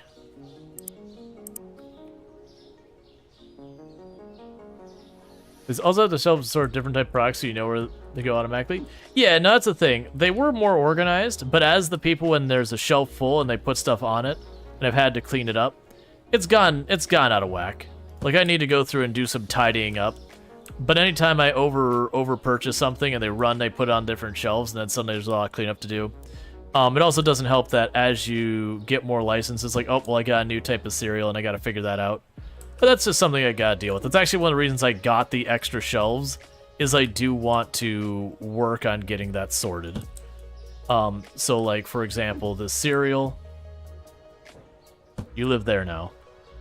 So kill that tag, grab you, put that there, grab you, put that there, kill that tag, grab the fancier cereal. I'm gonna give you two dedicates.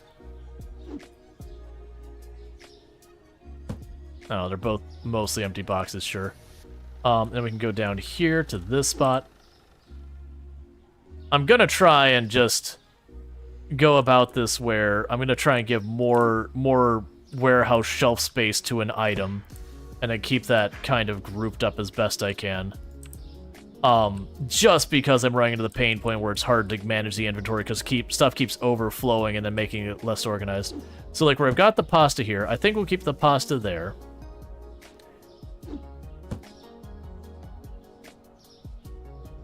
Yeah, we can keep that there for right now. I think the sodas will be the next to move. Because they keep overflowing the sodas because buying 2 boxes gets it there real fast. Imagine you run a store where you have more than 300 products. Right. And I've worked retail before. The catch is like in this game where when it comes to a lot of this stuff, you know, you're just on your own to keep track of it. In real life, we have all sorts of computer systems, and even like, man, even going back to Sears in like the 80s, we had computer systems that say, "Hey, you got like 6 of these on hand, you know, get the we'll get the order in for more of them." So it's so weird to me that when you play this game, to just figure out what you have on hand. Hi. Thank you. I appreciate it.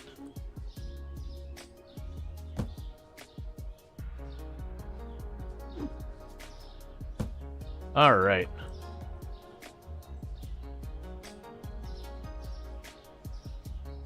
Yeah, so we're getting all these set. We've got those 3 things of cereal. So I don't really have the room for the flour and that here. So what we're gonna go ahead and do is bump the flour to be above the cereal for right now, giving it dedicated shelf space. Because we go through that relatively quick. They're low amount per box. So I run out fast, and when it's gone, it's just like way gone. The rice can probably just move up a shelf, giving me spot for more of the fancy pasta.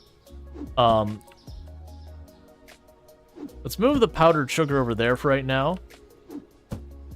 And then there's another type of powdered sugar here somewhere. There you are.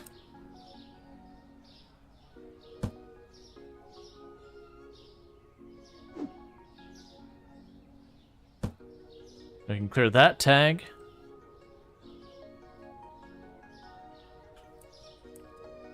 All right.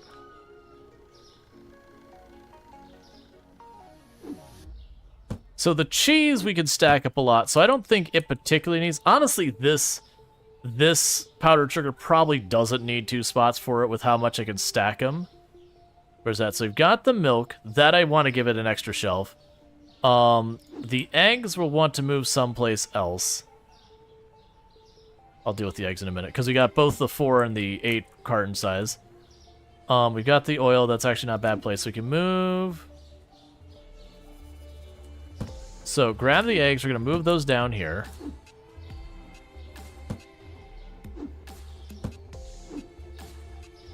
Oh. Clear the tag. Get... No. So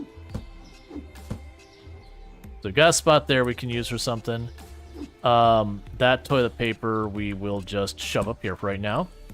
For that label, we can go over here, grab the little egg cartons, and put those over here. But yeah, and I just want a proper point of sale system that keeps basic inventory tracking, so at the end of the day, go, hey, do I have 50 of these on hand? Cool. That's all I want. 50's plenty.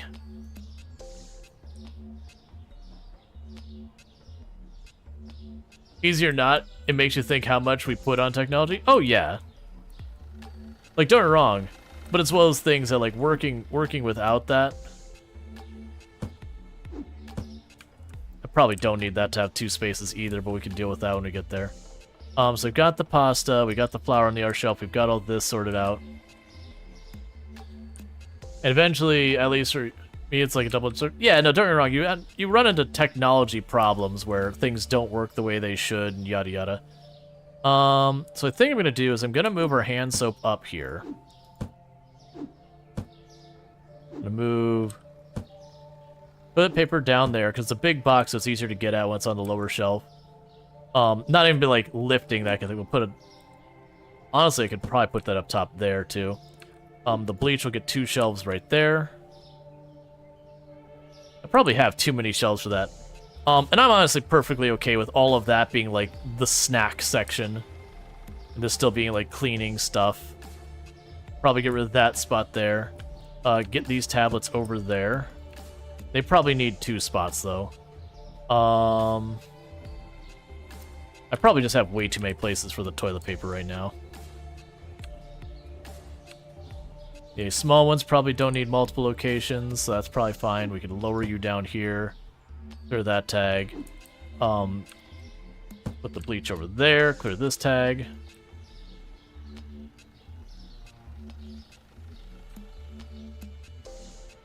Alright, so these are going to need more space. We'll make 4 spots for the frozen chicken.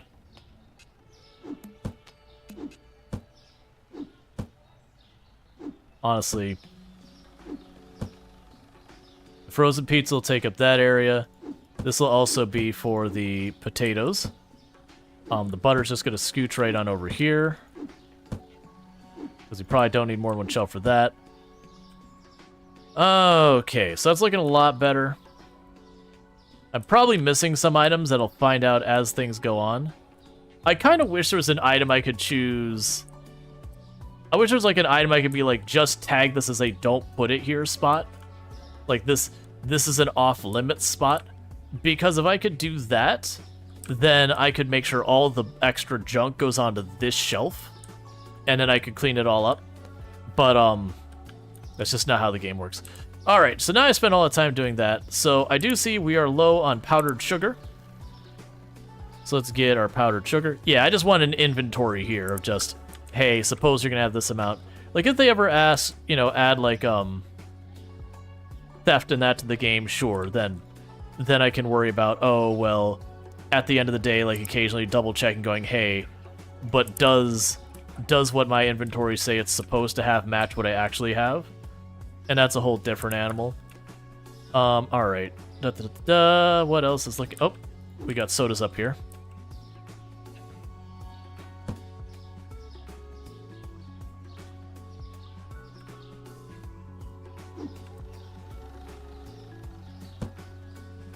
We can remove that tag.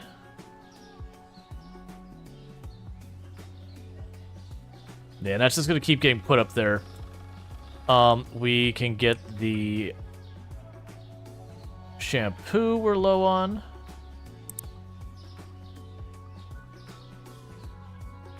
Those are empty shelves. You know, actually, right now, that'll work. We could certainly use more tea and cheese. Let's get those added to the list.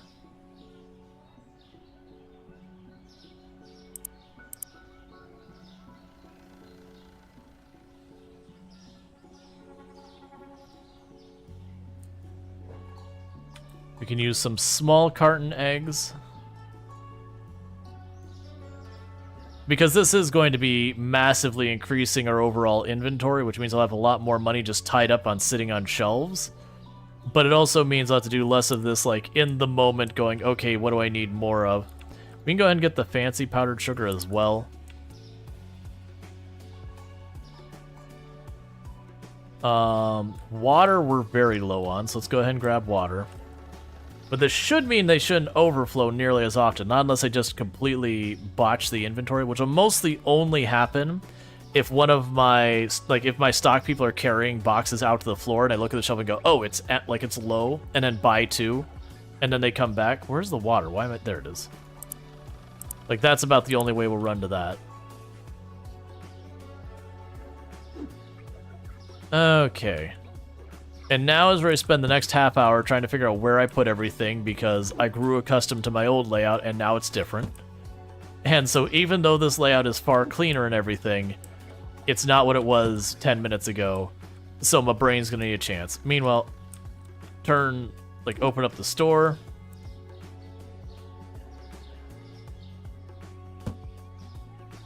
All right.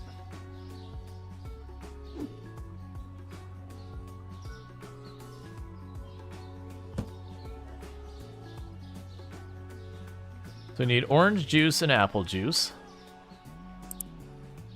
Is there another spot marked with orange juice? Because I felt like that should have... I felt like I bought orange juice. It may be... Oh, you know what? I bet you it was... I looked at it and was like, oh, my inventory's full. That's fine.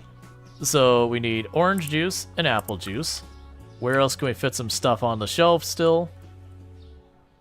Orange juice, apple juice.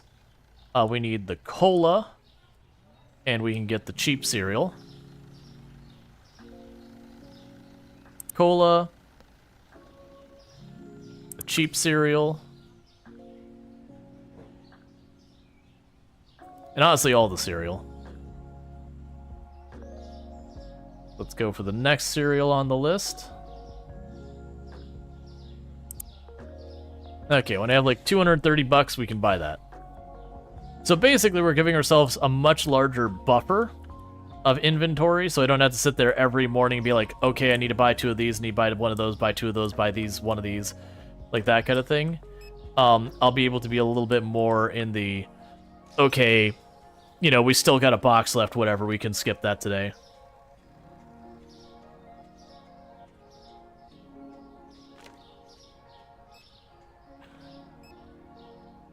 Try to be so organized. That's great. Yeah, no, that's the whole thing. I used to, like, I didn't love working retail, but I used to really appreciate, like, a lot of the inventory stuff of working, because that was one of the things that working retail, because we had lots of loss that happens. That's normal. That's normal for running into retail in general. But you look at your inventory, it's kind of a known thing in my department that you're like, okay, if you look at an item and it says you got like 8 or 10 on hand, you have it. It's in the warehouse somewhere. You know, it might be misshelved or something, but it's in the warehouse somewhere. But then when you got down to, like, depending on the item, if it was like a giant item and it said there was 2 or 3 of them, you're probably still good. Like, you know, a riding tractor or whatever. If it says you have 3, you have 1. If you have 1, then it can get kind of squirrely between, like, people selling and returns and getting the inventory off, or people putting in the number wrong, or some nonsense can happen. You still verify, most of the time it'll be there. But then when you're talking stuff like number 2 screwdrivers and it's down to like 1 or 2, you're like, no, that's definitely not still in our store. If it says 1 or 2, if it's 1 or 2, definitely not still in the store. There's definitely been at least 1 or 2 number 2 screwdrivers lifted in the last, you know, N number of time. You probably work in retail all your life? It's really hard. Let's see. It's really hard, the customers, but the end, it's payoff. Yeah, I did time in retail. I definitely, there's things I hated about retail, to be fair. Mostly, like, you know, Christmas music for 5 months, 8 hours a day, the same 13 songs. That just chewed through my mental capacity of just being patient. Most of the customers were fine. You'd deal with that one customer who's an absolute, like, they walk up and they're hostile to begin with. And usually I could diffuse people pretty well. Because it's like, look, man, I'm not here to fight you. I'm here to help you. I don't want to cause you grief. Like, you're coming in here and you're yelling and I don't know what you want yet. And most of the time you could get them to play ball with you. But then there was some people who they were... Like, they just had a bad day, and they just want to beat up on the, Oh, right. They just kind of want to verbally beat up on someone, and they feel they can get away with it with salespeople who you have to, like, smile and bear it so you don't, you know... So the office doesn't get mad at you or whatever. Unfortunately, I had some managers who were really good about when someone came in who was like that, they'd be like, hey... Like, that's not okay, man. Like, you either need to get out of here or you need to start acting like an adult. But, you know, we did have that one manager. Every store has that one manager that none of the people want to work with because they'll throw you right under the bus and all that. And we were no exception. Mine's name was Rodney. Rodney was terrible. All the other managers I loved. But no one, well, liked. No one liked Rodney. Rodney was a jerk.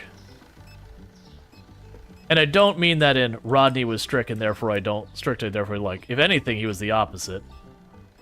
It was Rodney was inconsistent. And if you thought it'd make the customer happy, you were going right under that bus at speed.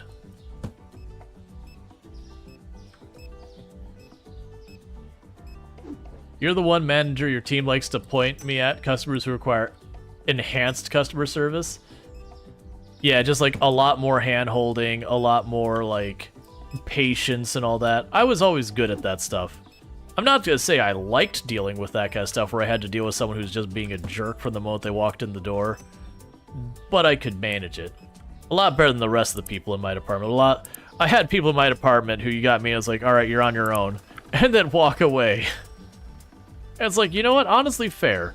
Honestly, I actually feel that is an entirely fair and reasonable response. If someone shows up to your business and is just a jerk from the moment they show up there, it's like, alright, well, you can get out of my store, you can figure it out on your own. You're not getting any help.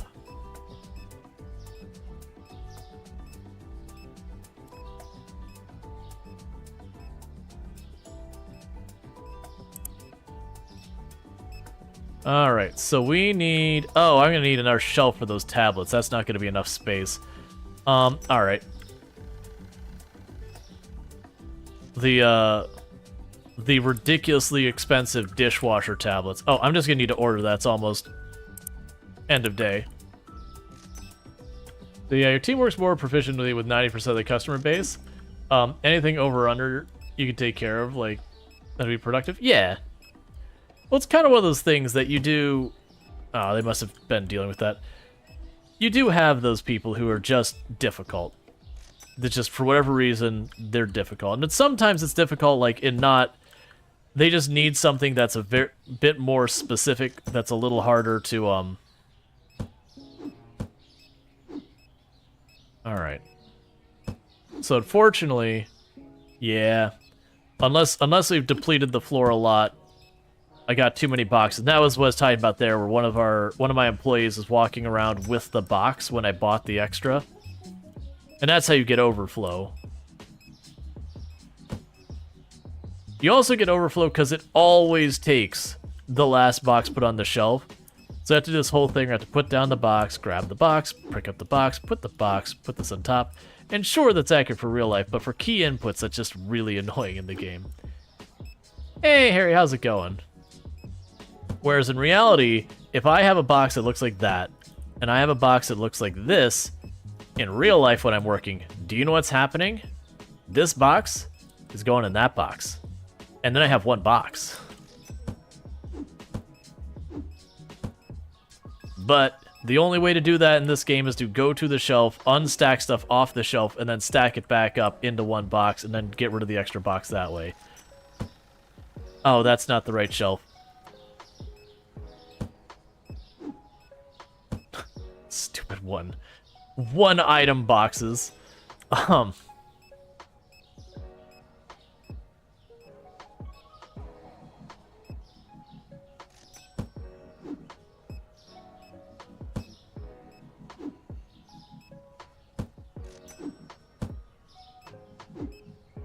Let's see if I can actually fit this on the floor. I can. Good.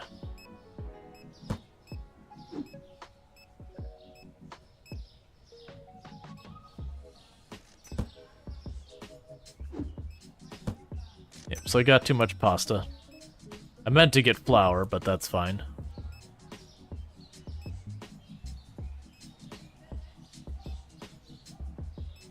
You were over here.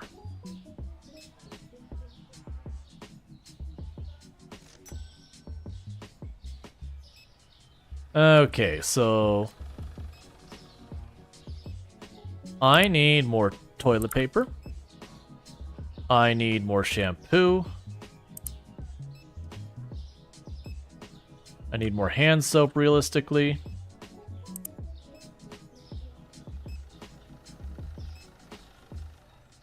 We need more of the red snacks. We need more of the high-priced flour. And I believe that's our last customer for the day, so we'll close up shop. Yeah, products not found. Not sure which shelf we ran out of goods for. Ah. Okay, it was the chicken. We ran out of chicken. That didn't surprise me.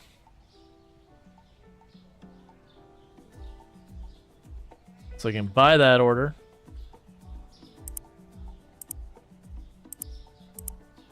Pay our bills.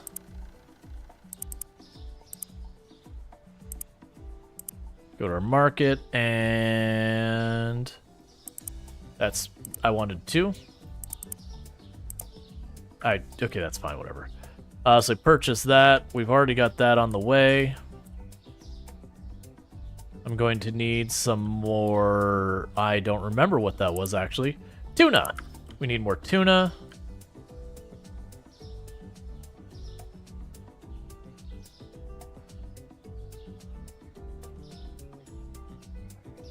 We need more of, where are you at? The Parmesan. We need more regular oil, coffee, and powdered sugar. There's the powdered sugar. There is the regular oil, and there's the coffee.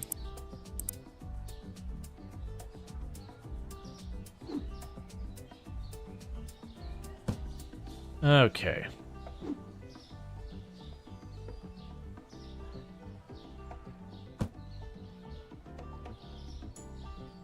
So the good news is, while I am spending tons of money to get all this set up now, like, to get this huge giant buffer built in here, like, it's kind of money that is just held in, like, a buffer.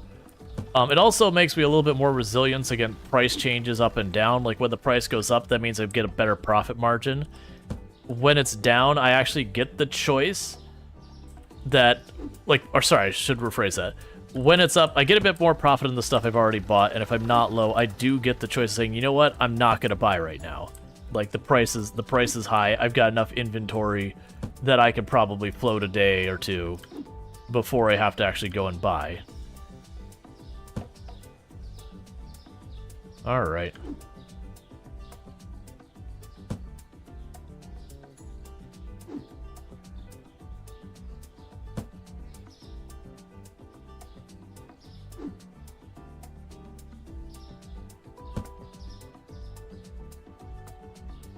Some of these items also where I can put like 6 of them onto a shelf and all that. It'll probably be something down the road that would also do is I could see down the road with some of those items just buying up, like, you know, buying them in sets of 4 or 6 or whatever. Not 6, but buying up like 4 boxes at a time and not having to deal with it nearly as frequently. The downside being, again, I will be having like this large buffer of boxes in my area.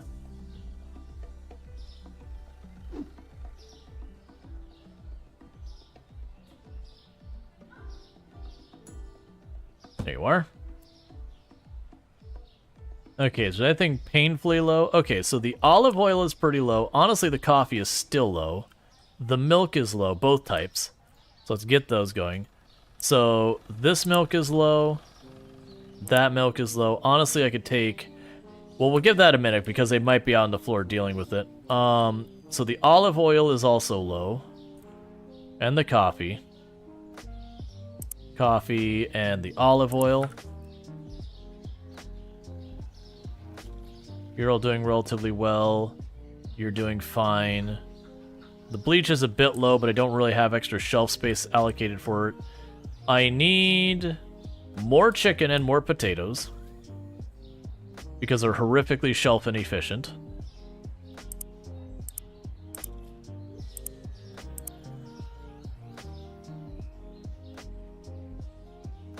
All right.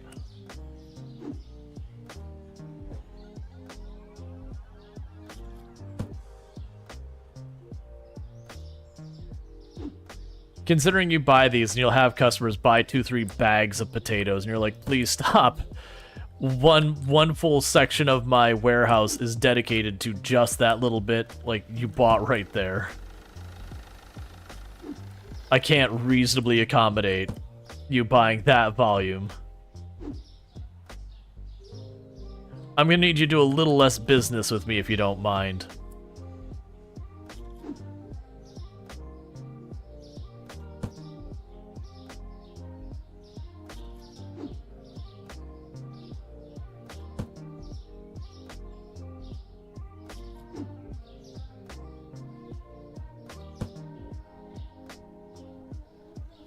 Yeah, it's a spare apple juice.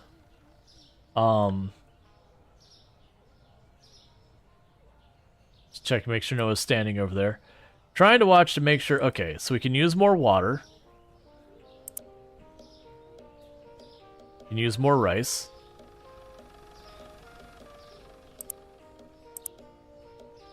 Got enough shelf space. Because the rice is the little boxes. We need the fancy pasta.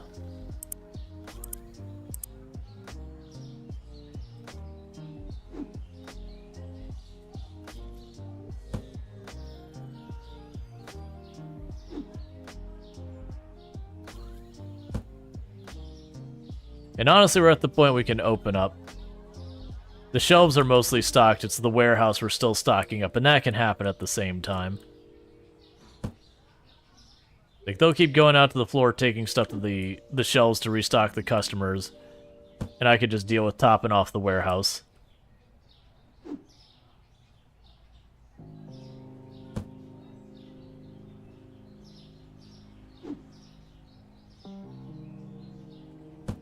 Okay.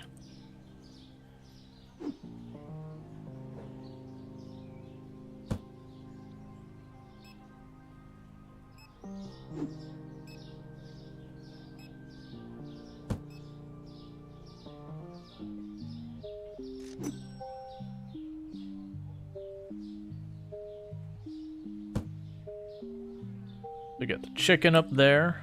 Oh, you're already taking one out to the floor, that's fine. Okay, I need hand cleaner. I don't remember how big these boxes were. I'm gonna go for 2 and have to figure out where to put the shelf space, then that's fine. I think they're the smaller... No, they're the medium-sized ones. Okay, so that's probably gonna need a second shelf space spot. So that I will have to figure out. So we can drop you here. Let's scoot you up here.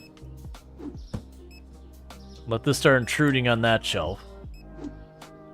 Because I suspect what will end up happening is I'll get a license and suddenly I'll have a whole bunch more cleaning products and I'll want to shift stuff around a little bit more. And we didn't fully get this organized. I kind of stopped getting stuff a bit on the organized in this shelf. This shelf is kind of just a mix of things. Because like that's mozzarella. Honestly, the mozzarella probably should go by the other cheese. So let's go grab the mozz. Plunk you down there. Speaking of which, we're low on mozz, so let's go ahead and get that on the list. And for that matter, you get an extra container because I could spare it. That's honey, and I thought we had another thing of honey around here somewhere. I've got that honey. Am I just misremembering? Oh. Oh no, it's peanut butter, and I also need the peanut butter. So let's grab the honey. Let's grab 2 rounds of the peanut butter.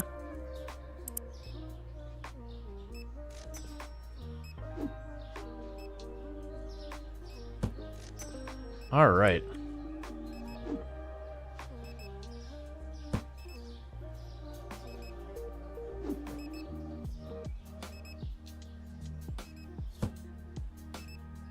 Yeah, so it seems like the things that I can put 6 on a shelf, they only need 1 spot. Things that I can put, like the... Where it's like, what is it? However many that is. Like 18. They definitely only need 1 spot.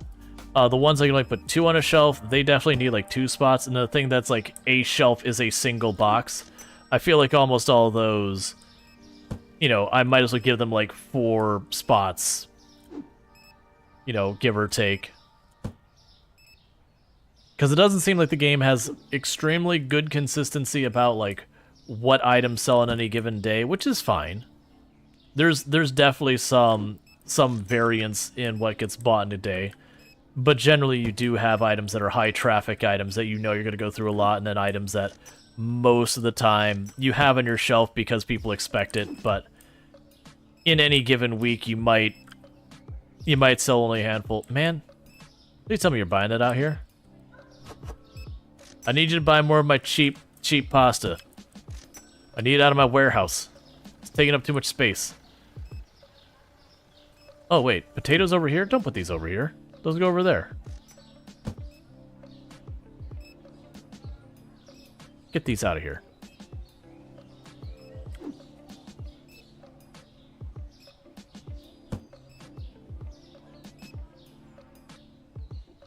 Okay. So, fancy pasta. Bottled milk.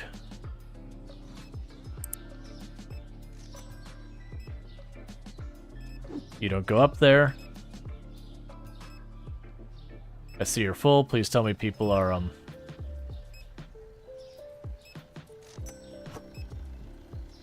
That's fine. Alright, so we're at that point where I'm going to need another checkout. Our store is gaining in popularity, and it's enough that the two checkouts aren't handling it. The pre-4th of July explosions are happening now? Doesn't surprise me.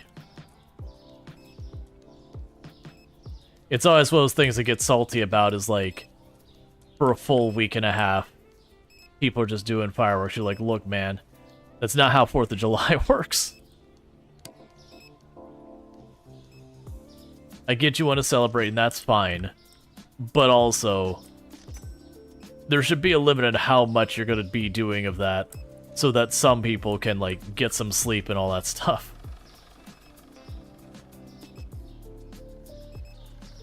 Alright, so let's go with the regular oil, the olive oil, and the tea.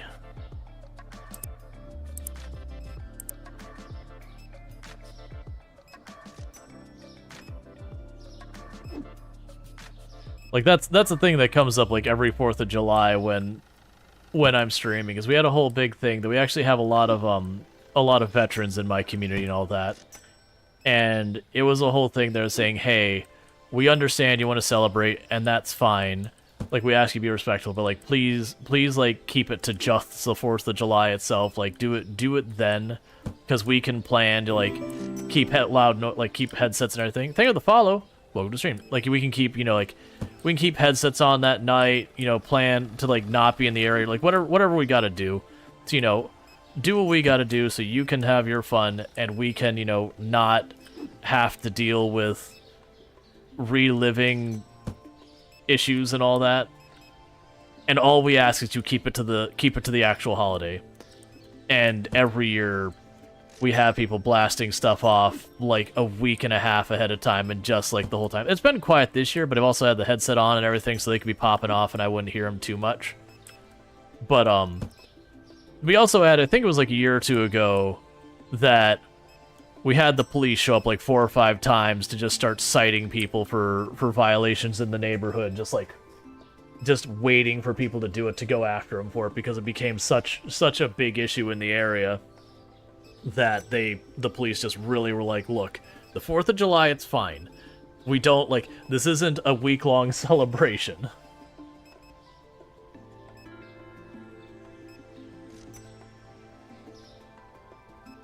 And you get people end up working and all that stuff and whatever.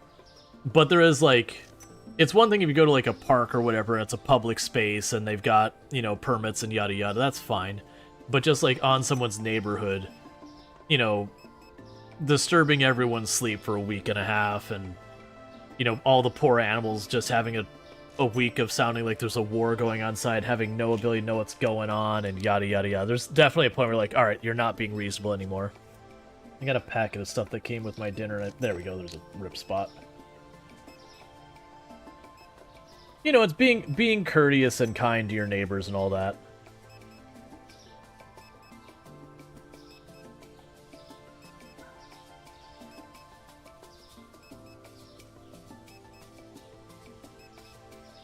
But yeah, no, we definitely I definitely remember there was the one neighbor setting off mortars, and the police showed up, and they haven't done so much as fireworks ever since.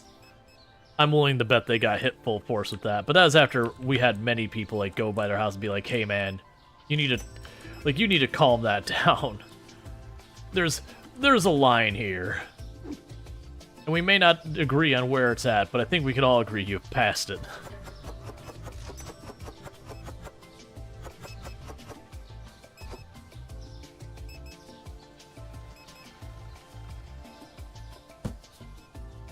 Alright, so pizza and fries we're gonna need more of. How am I doing on time, by the way? Alright.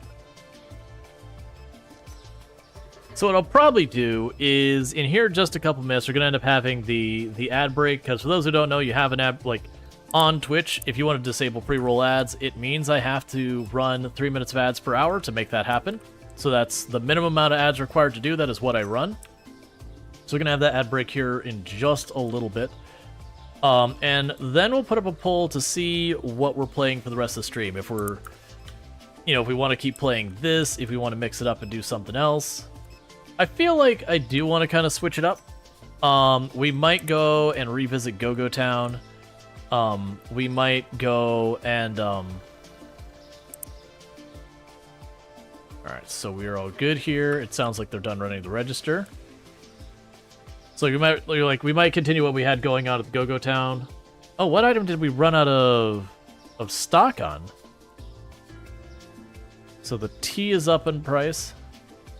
I believe I'm hitting the point where we're kind of hitting the limit of what... I bet you is probably the French fries or frozen pizzas or something. Because everything else looks like it's doing okay. Oh, no. Well, no.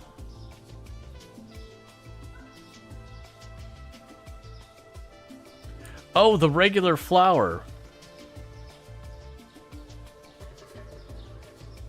Oh, that's what happened, is we didn't have a shelf spot on the regular flour because I was out of the regular flour at the time we were rearranging everything. So we're gonna add 2 orders of the regular flour in there as well. You've been hearing fireworks for about 3 or 4 days here?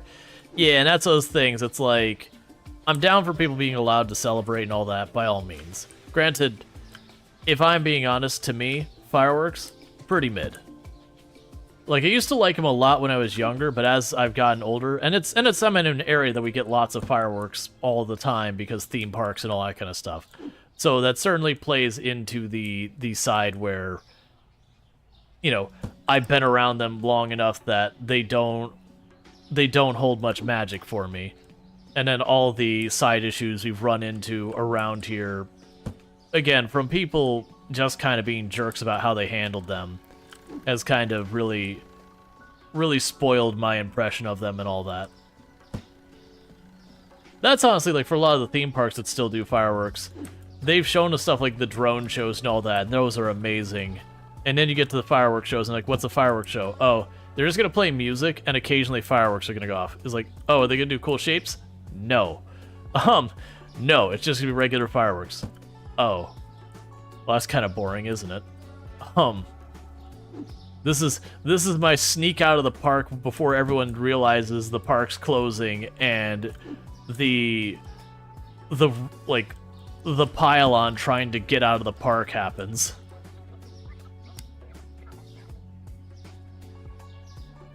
Okay.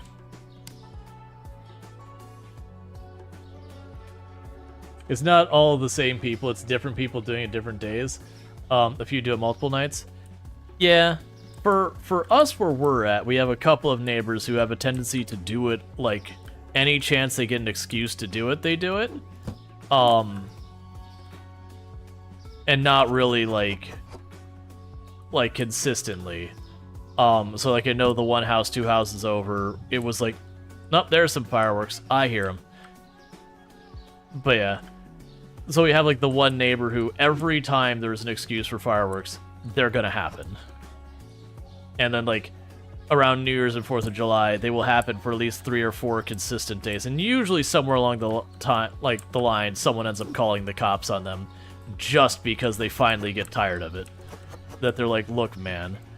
And we've had, like, you know, the communities come forward and been like, hey, we know you like doing this, and that's fine, but there is a limit on how much you can do this. There's definitely a point where you are outside what is acceptable. Like, it'd be one thing if you're doing an activity that only impacts you, but it's noisy, and it impacts your neighbors. And so you do gotta have that balance. Both celebrating and also being mindful that's like, maybe don't celebrate every day for a week.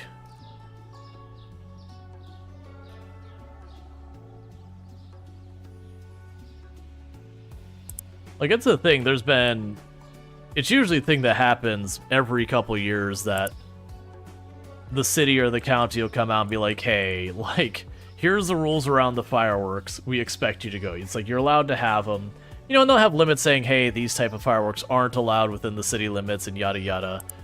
But then it's also like, yeah, 4th of July is when this happens. There are events for those who can't do 4th of July where there are areas that we've got stuff going on that you can participate in, but like, it's not a week-long celebration. The holiday literally has a number in its name. There's just smaller stuff that has done multiple. Yeah, the smaller stuff's not a big deal. Like, small stuff's not a big deal. It's more like the people doing, you know. Honestly, it's stuff that they're not supposed to be doing in the first place. Mortars, which are things that get shot up way in the air and explode. You know, that's fine when you're by a lake and you're in an area designated for it and yada yada. But just doing it in your neighborhood.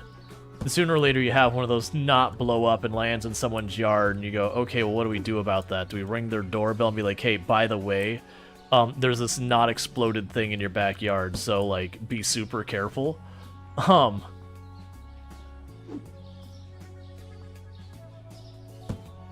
Most of the time they just ignore it and go on with what they're doing. So it's usually not mild stuff. It's people shirking the rules start to finish. And like little stuff like sparklers and all that kind of crap in your own yard, no one cares about that. That's fine. Oh, it's over here.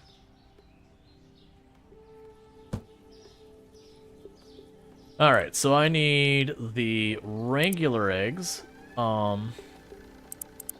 I get 2 orders of that. I'll get the small eggs as well while we're here.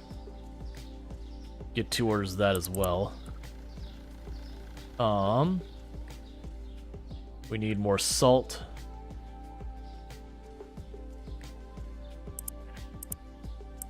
Man, I wish I could do buy orders in this game.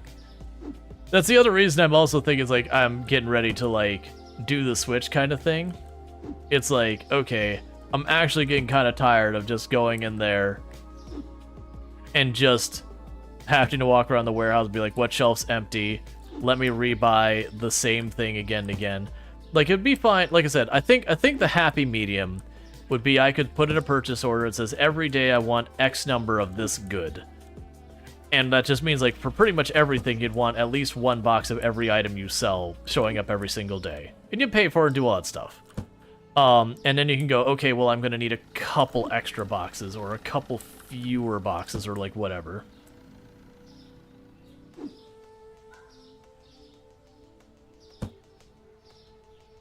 Like, all that would be fine. Or if you just get ahead, just be like, alright, we'll take that off the roster till I start falling behind. Alright. So we're about to hit the ad break, so what I think I'm going to do is I'm going to take 2 seconds, kind of take a quick look at the games I'm going to be considering on whether I want to just unilaterally choose to do a different game or put up a poll or whatever. So that's what we can do here. Let me see, if I were to do a poll, what would I put on the poll? Because we're about to hit the ad break anyways, so it's a good time for me to, like, if the stream is already going to be disrupted for a bunch of people, let's just embrace that fact and see what we can going on. So what are we doing now? We can do Go-Go Town, which is a city builder. We started that the other day. It's got like some resource collection, mild automation, so it's not like Factorio with inserters and conveyor belts and all that. But you do have like, hey person, go cut wood. And then they go cut wood. And that kind of thing. We have workers and resources, which is a city builder primarily based around like labor and materials and that. So it's not like City Skylines where like you're worrying more about like commercial versus industrial versus residential and all that.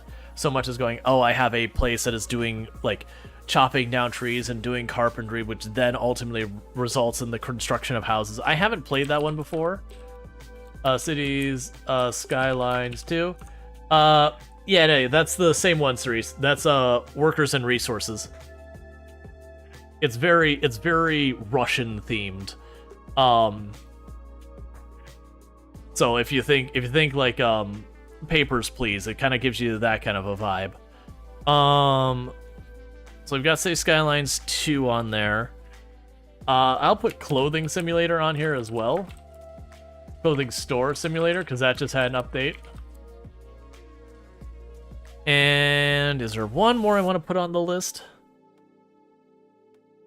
And we'll put Farming Simulator on there as well. Okay, so we're going to go ahead and put up a poll because I did get 5 games to go on the poll. If you do not see the poll in your browser, refresh your browser. I can't do anything on my end to help you. It's just a thing that happens when you've been watching Twitch for a while. Stuff like polls and predictions and that sometimes won't show up. And if you refresh, it usually fixes it. But yeah, as I said, the games we've got going on there, we've got Go-Go Town, which is a town building game. You collect resources, you build houses, these kind of stuff. So it is similar to a city builder, but it's not so much like balancing this type of building versus that type, so much as being like you build businesses, they like tourists show up, they buy stuff, you use that money to build more houses and all that. But it's around the collection of resources and then the construction stuff. You got Workers and Resources, which is a city builder built primarily around labor and resource management. I have not played that one yet, but that's another one out there. We got City Skylines 2, which is a city builder. If you're thinking like the old school Sim City, City Skylines 1, that kind of thing, it's very much just a straight up city builder. You got Clothing Store Simulator, which is very similar to this game. You're just the primary focus around a clothing store. They just had an update today that had warehouse workers, but same general idea.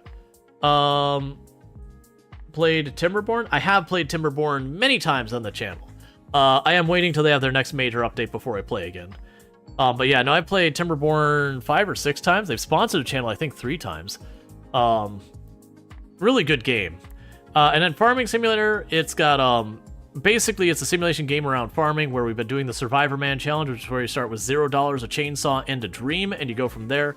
That run, though, we've got ourselves pretty well established at this point that it's almost as like a normal hard economy run now, because we've got a lot of the strong equipment early on, and we've got a pretty good area of land.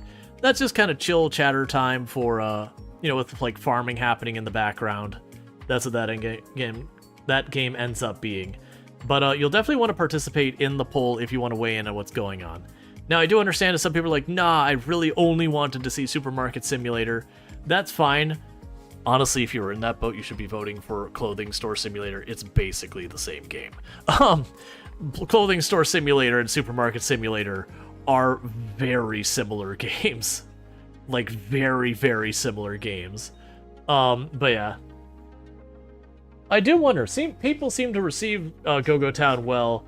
I'm surprised there wasn't more vote, because there was quite a few people like, are you gonna play this again? I was like, at the time I was like, I don't know. But then like immediately after stream, I was like, no, actually, yeah, I'm probably going to play more of this. But it's been on every vote since, and it really hasn't gotten much in the way of votes, regardless of what game I play.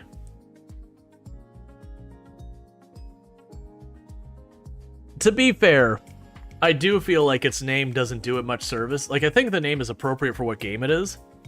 But in, like, the simulator space and all that, when you hear a game like Go-Go Town or, like, Chibi World or something like that, it definitely invokes a certain expectation, which is definitely not the same expectation most of the time that, most of the time you can't go with that. There's so many good games to vote for, but you can't vote for them all. Yeah, I've debated switching up what I use for the polls. There's a couple content creators who are a friend of the channel, who they've been using a service that it's got a couple of benefits for it. When it comes to doing the polls, one, is it's not tied to Twitch, so like people on TikTok and YouTube can also participate and whatnot. 2 is it hides the results until it's done. So that way people can't deliberately and borderline maliciously try and tie it all the time, because that actually does kind of hurt your, like, as a creator, when I'm actually asking a meaningful thing for a poll, it can actually hurt for people to like do the haha, we made the numbers the same thing, because it means a game that people don't want to watch as much artificially gets shoved up because people just desire to tie the numbers. Which I'm not accusing people doing that like right now or anything like that, but it does happen. And that's another thing. And then also I could set it up for stuff like, hey, you can vote for multiple items. So if you want to vote for all of them, fine. If you could vote for one of them, fine. If you want to vote for 2 of them, fine. But Twitch, we don't get like any controls like that. About the only controls we get is how long do you want to have the poll? What is the question on the poll? Up to 5 answers on the poll. And then do you want people to be able to use points to get extra votes? And I used to do the points for extra votes for people to sway it. But I ultimately stopped doing that because it ended up being way too often that like one person unilaterally decided the vote, and then it was something that only that one person wanted to see, and so it was just really kind of rough on the channel. All right, that's a close split. So City Skylines 2 won with 4 votes. Workers and Resources was second, as well as Clothing Store Simulator was second with 3 votes each. And for those who are like, yeah, but that's not what I wanted to play. Look, man, only like 12 people, no, sorry, 11 people voted. Out of 70 people here, only 11 people voted. You know, anyone could have easily turned that vote one way or the other. So that's fine. So with that said, what's going to end up happening here is I'm going to save this game, and we're going to quit the desktop here. And then for those over on YouTube, the stream will be dropping and coming back up because switching categories doesn't work well on YouTube, so I'll see you all in a minute. And then for those over here on TikTok and Twitch, if you just hang out for a minute, we'll get everything flipped over and get going with that. We've been playing a bit